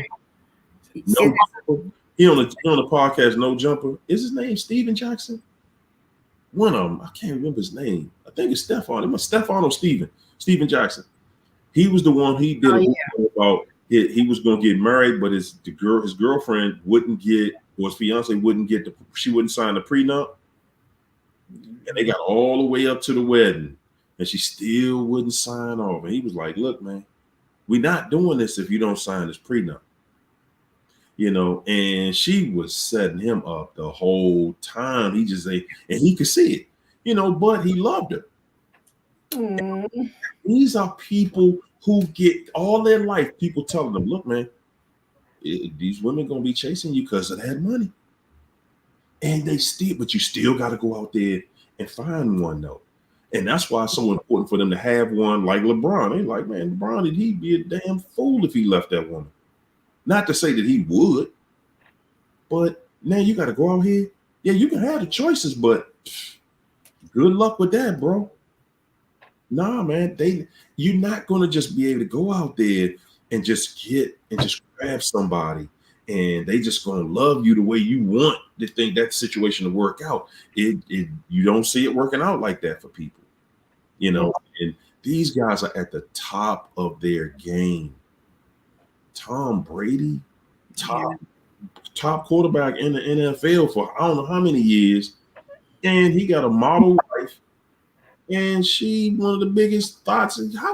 How could you feel when your wife getting tossed around on your football team? It's plenty of athletes who've gone through that, and once they start going through it, that emotional stuff on the team. The teams always feel it, the backlash from it, because they like, see, that's why we don't let people come in here with them crazy relationships. Yeah. Yeah. And coaches' wives do the same thing, man. Yeah. It's a vicious world out here, y'all. My man Diggy Bay, thanks for the super chat, champ, said the narc took me to court, lied that I've been stalking her, but I haven't seen her in 3 years. I got a lawyer, and she didn't show up for the next court date. Anybody shocked? No. It's just to get you back, get your attention back, get you looking again, getting you wondering what's going on. Hey, let's talk, something. Man, that's crazy. And you know what? That's why I always keep my cameras recording so I can record when I leave this house, whichever door I go out of. I have Google Maps on my phone that locate me wherever I go and whatever time. So if ever such a situation come up, bam. Man. You really got to keep those records, man. You really got to. You really have to have eyes up open all the time while you sleep. It has got to be recording. This is so important because I think sometimes we feel a false sense of security even when we leave the situation. Like we feel like, not to say that, put it this way, your safety is always something to prioritize even years after you've left that situation. Because a narc is a very jealous individual, a very resentful, it could be 10 years later. And if you're doing well, whether it be in your business, a relationship, whatever your endeavors are, they can and will try to find a way to sabotage it, even if it's not directly through them, but indirectly. Yeah. They could know somebody in the sheriff's department and be like, or someone in the tax office, and report maybe if you haven't paid your taxes. You got to make sure that you are on point, because they're finding the loophole to A, put you in a bad situation, or even B, maybe if you're in that still in that traumatized state, that you will reach back to the narcissist to rescue you out of the sabotage that they created for you. Yeah. And you got to watch out. If you got a narc that love calling the police, trust and believe they creeping at a police officer somewhere. They got their eye on something, because they're always looking for that back door to how they get you. Believe that they talking to one of them, somebody's giving them information. Yeah. How to do what they're doing. Yeah. They just grow up knowing how to do this. Yep.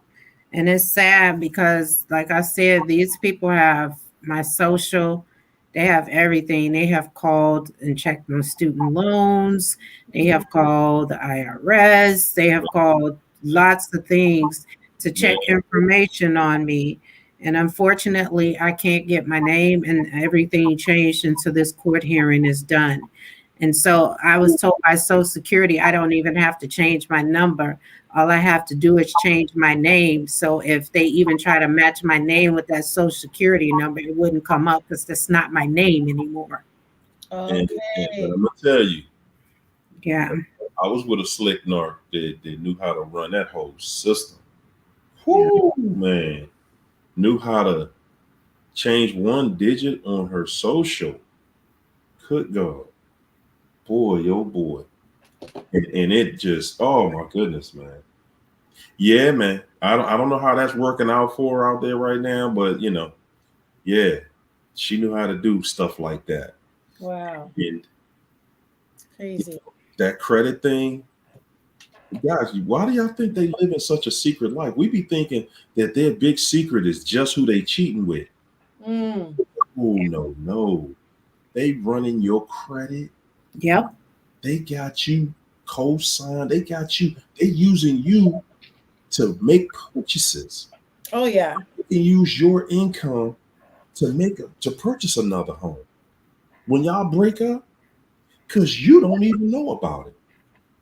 Man, they got so many different ways that they committing felonies, but at the same time, you don't even have a clue how they're using you. They got somebody that they can get an ID for.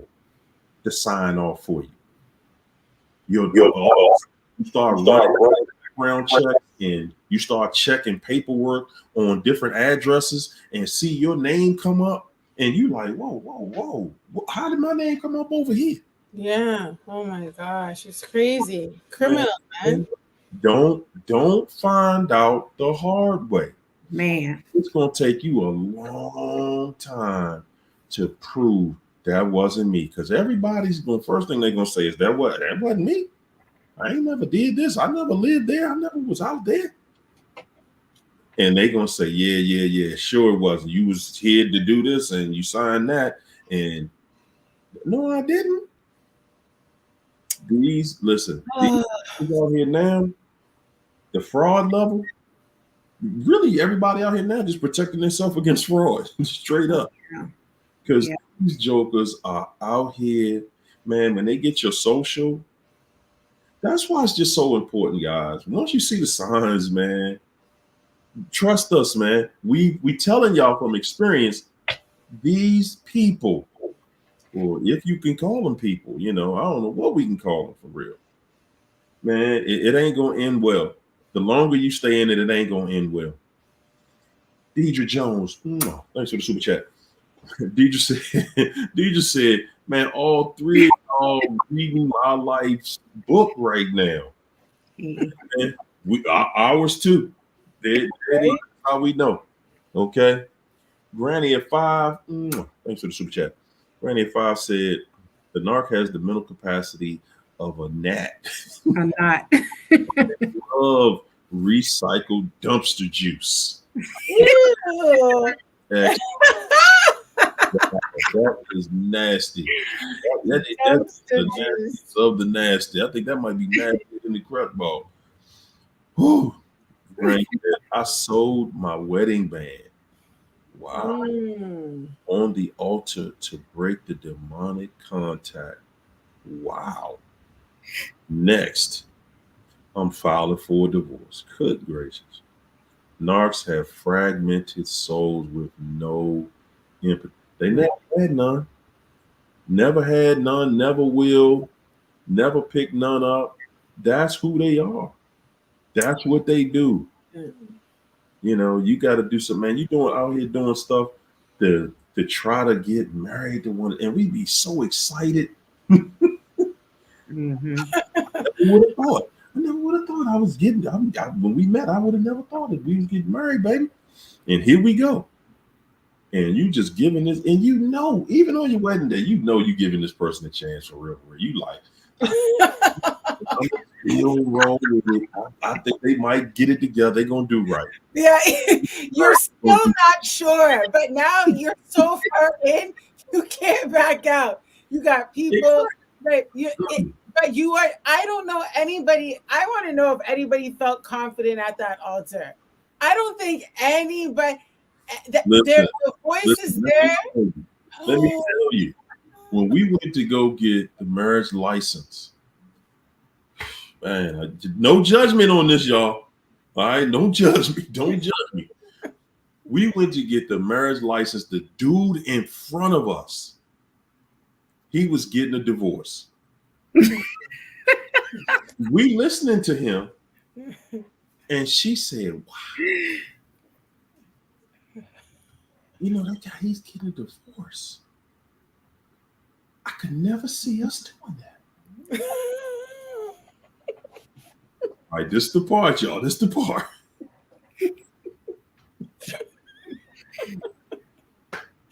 I literally thought to myself, yeah, I could see me doing that. What? Oh my God. I don't believe it. I don't believe I said that, man. I absolutely believe, and I could see myself doing it.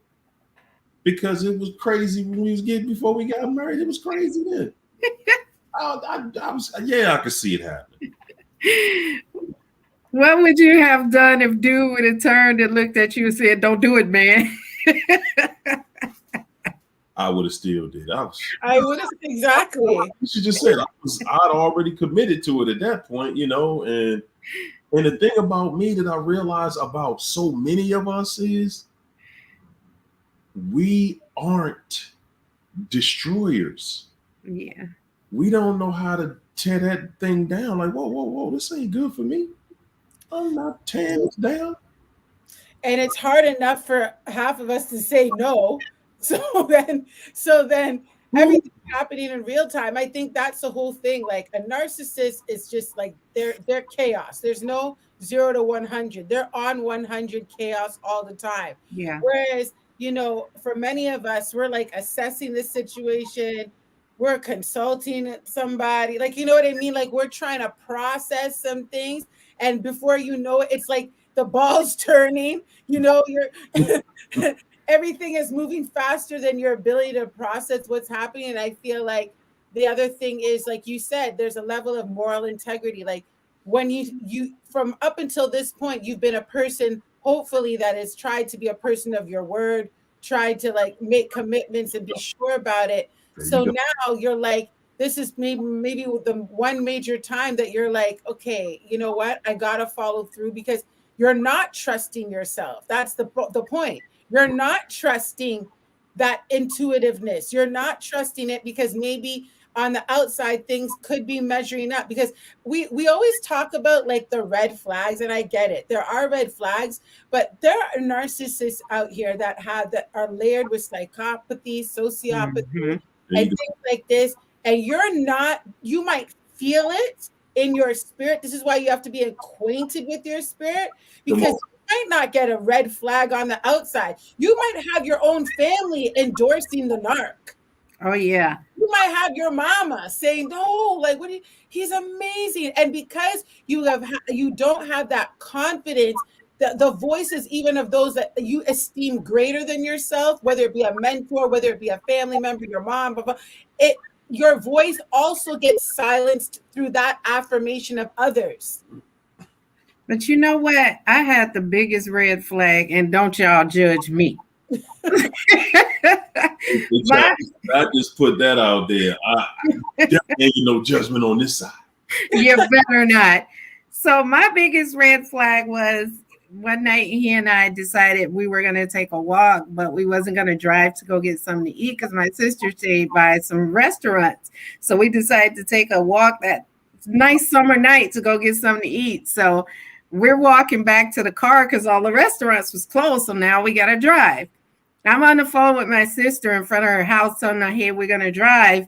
And the whole time I'm not paying attention, he's being robbed in front of me. Yes. And so he hits my hand and I look and I see a gun pointed at him. This dude took off and left me standing right there. Wow.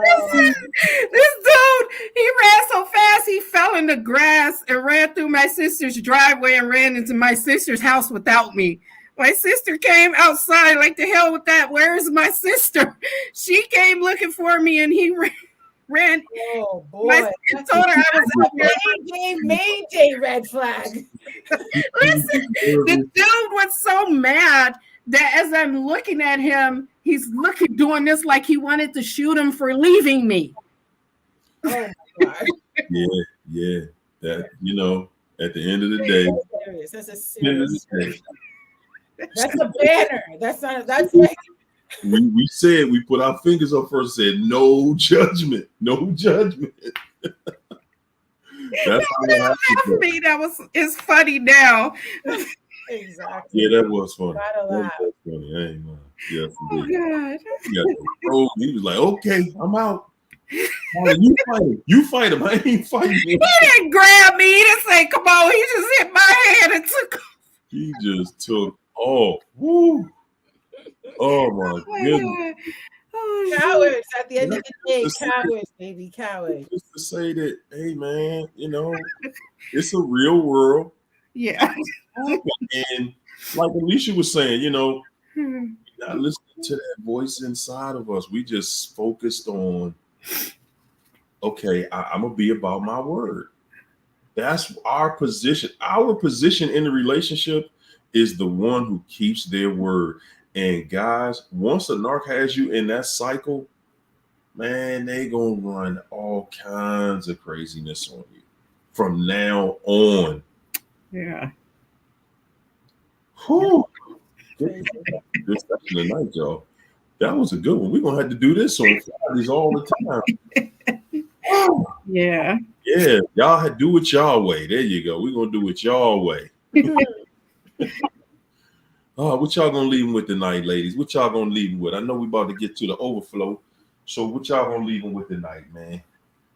Give them something good. Okay. So, like I said, I had a lot that I wanted to talk about. You know, I talk about self-care and wellness. And so the things that I've been doing to myself for myself, I have a backup plan that I'm really trying to avoid with this weight loss thing. So what I did was I found this trainer. I have 3 trainers that said they can get me, yes, for free. Yes, they can train me and get me in shape. Even with my injury, all I need to do is cardio. One is an ex-boxer. One played for the Chicago Bears and one played basketball.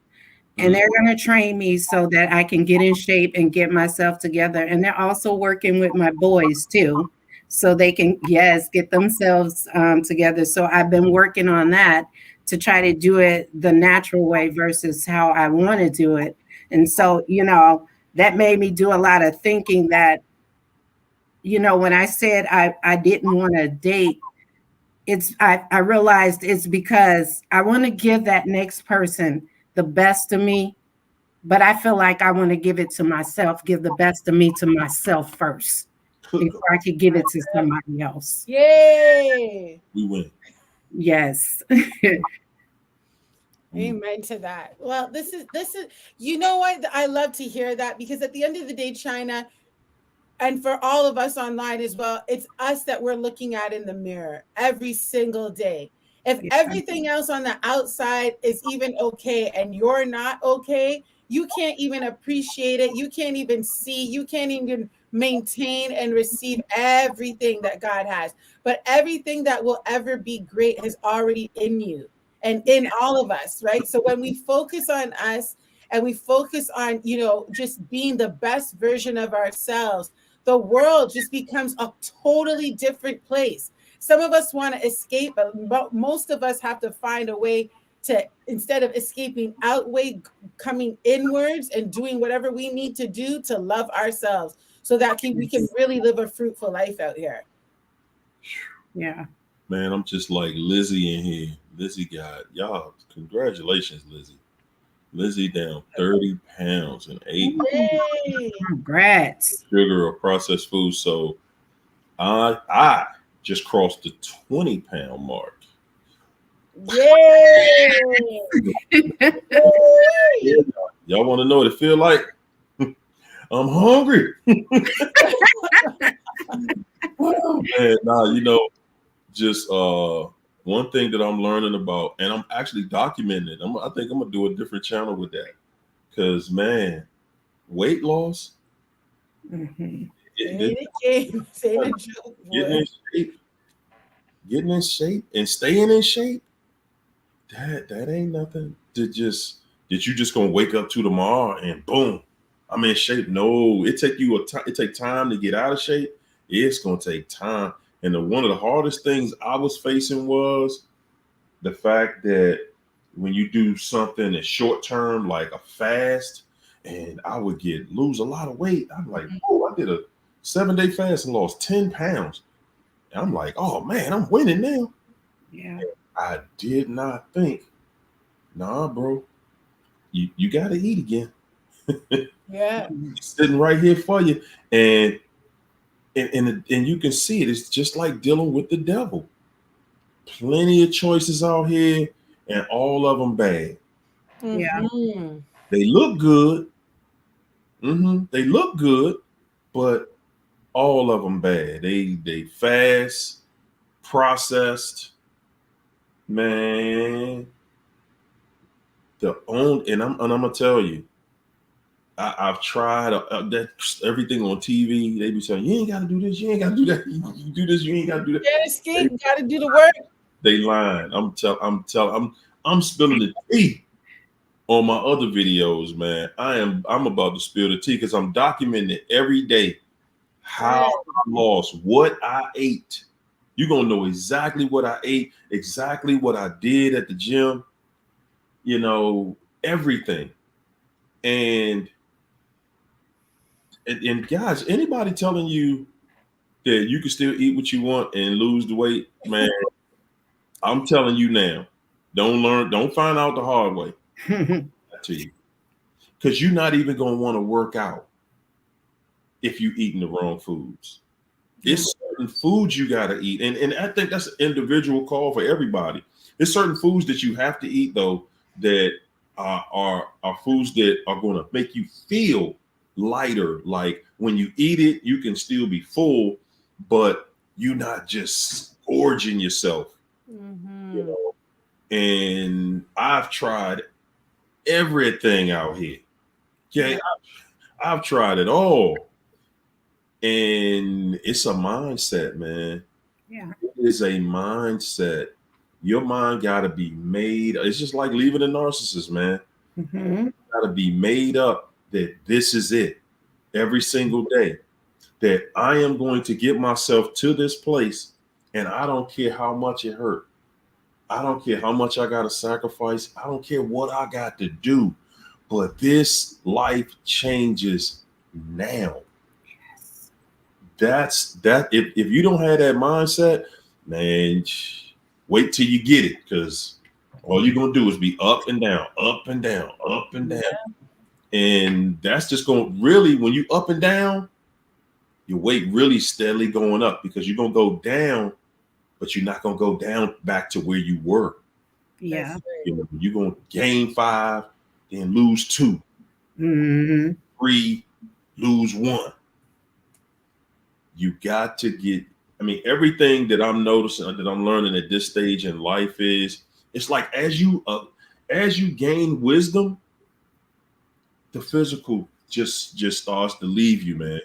Yeah. Yeah. A lot smarter, but everything else is getting a lot harder. Everything. And then the foods out here, man, this processed food, this processed. And let me say this to you. It's cancer. Just so you know. Yes, it is. Say that again, Alicia. It's cancer. Everything is cancer. You're eating cancer. You're sipping on cancer. Just tell yourself that. Listen, they used to have like TV shows, and it was a TV show at one time, and they did this skit on the show that said, you know, these people were selling chicken at this restaurant, and every day they always had this long line, and people were lined up to go get some of this chicken. And then they found out that the people was using drugs on the chicken. They was putting drugs in the chicken, right? Yeah, y'all, that wasn't just a TV show. That's every restaurant that you pass every day. We eating drugs. That ain't food you eating. No nutritional value. None. Ain't nothing nutritious about it. You know, especially some of them like McDonald's. That stuff, you can put a McDonald's cheeseburger in your closet for the next 2 years, and it's gonna look like a McDonald's cheeseburger in 2 years. Did you say? That's all. That's telling you ain't nothing real in it. Because meat, even cooked meat, it just ain't gonna sit there like that. No. Nah, man. So, guys, you know, that is really serious out here nowadays. That is really serious.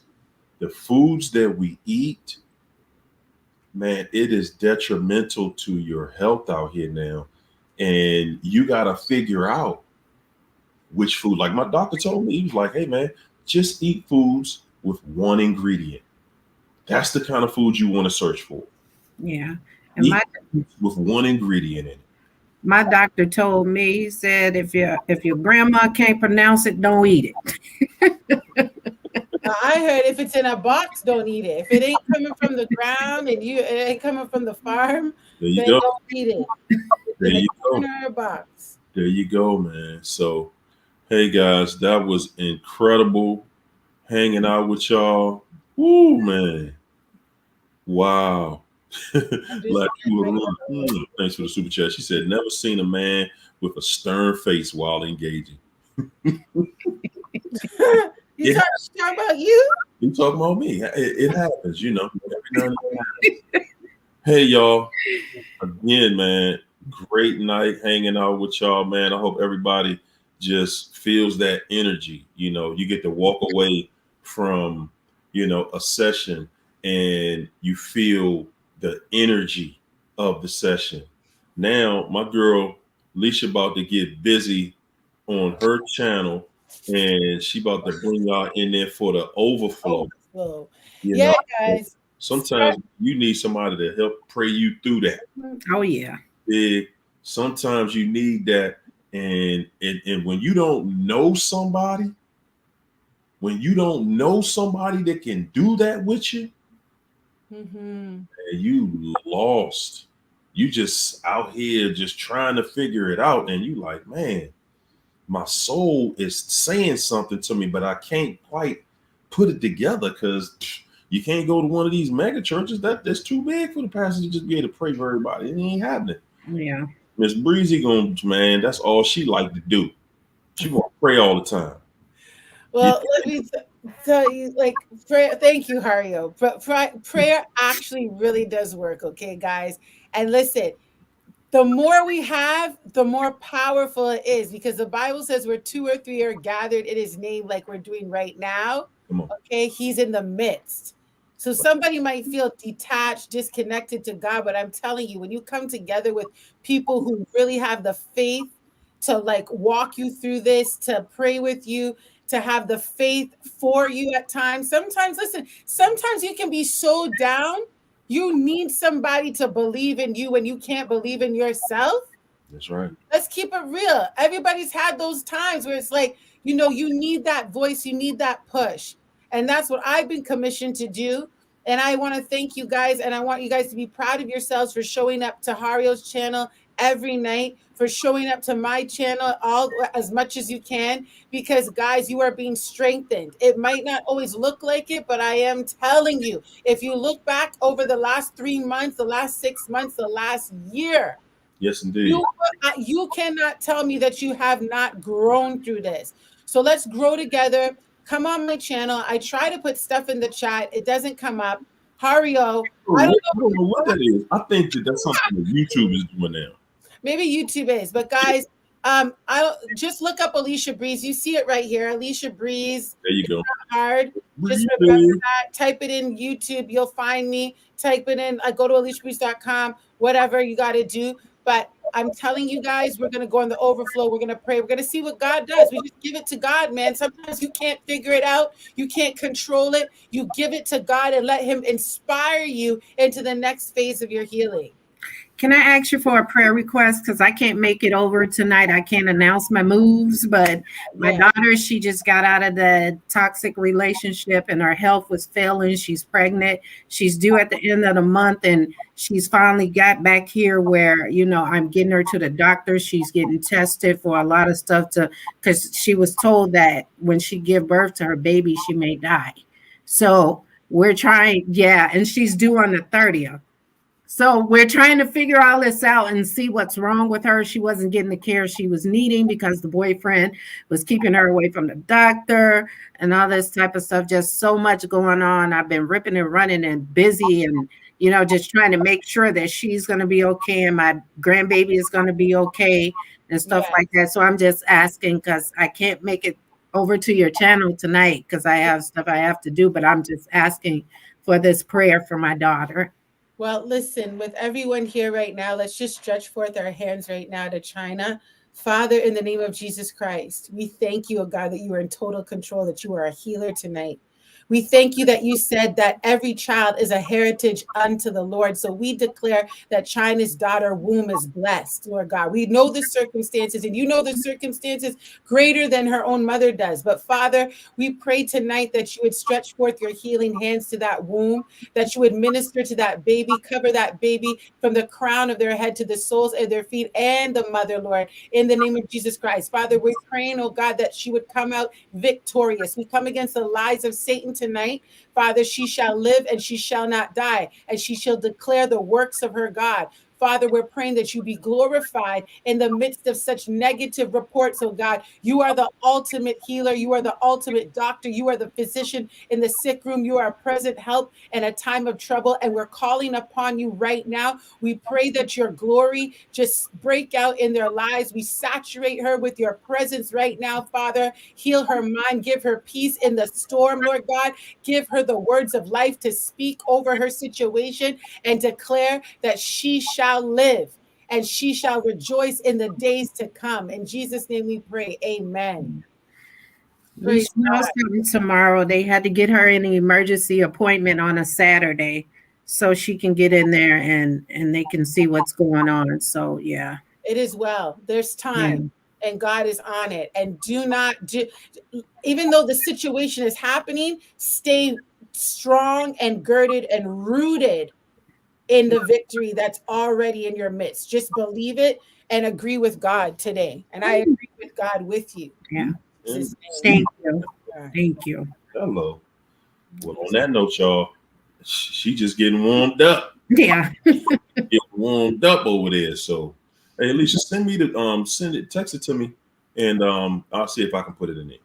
Okay. Okay, I'm gonna do that right now, Hario. Thank you so much. Mm-hmm. I love you guys. We'll see you on the channel. China, Hario, Huddle. God bless you guys. Bless you. Main man, Don Cornelius. She's nothing but peace and soul train. Bye, guys. See y'all. Good night. Good night. Good night.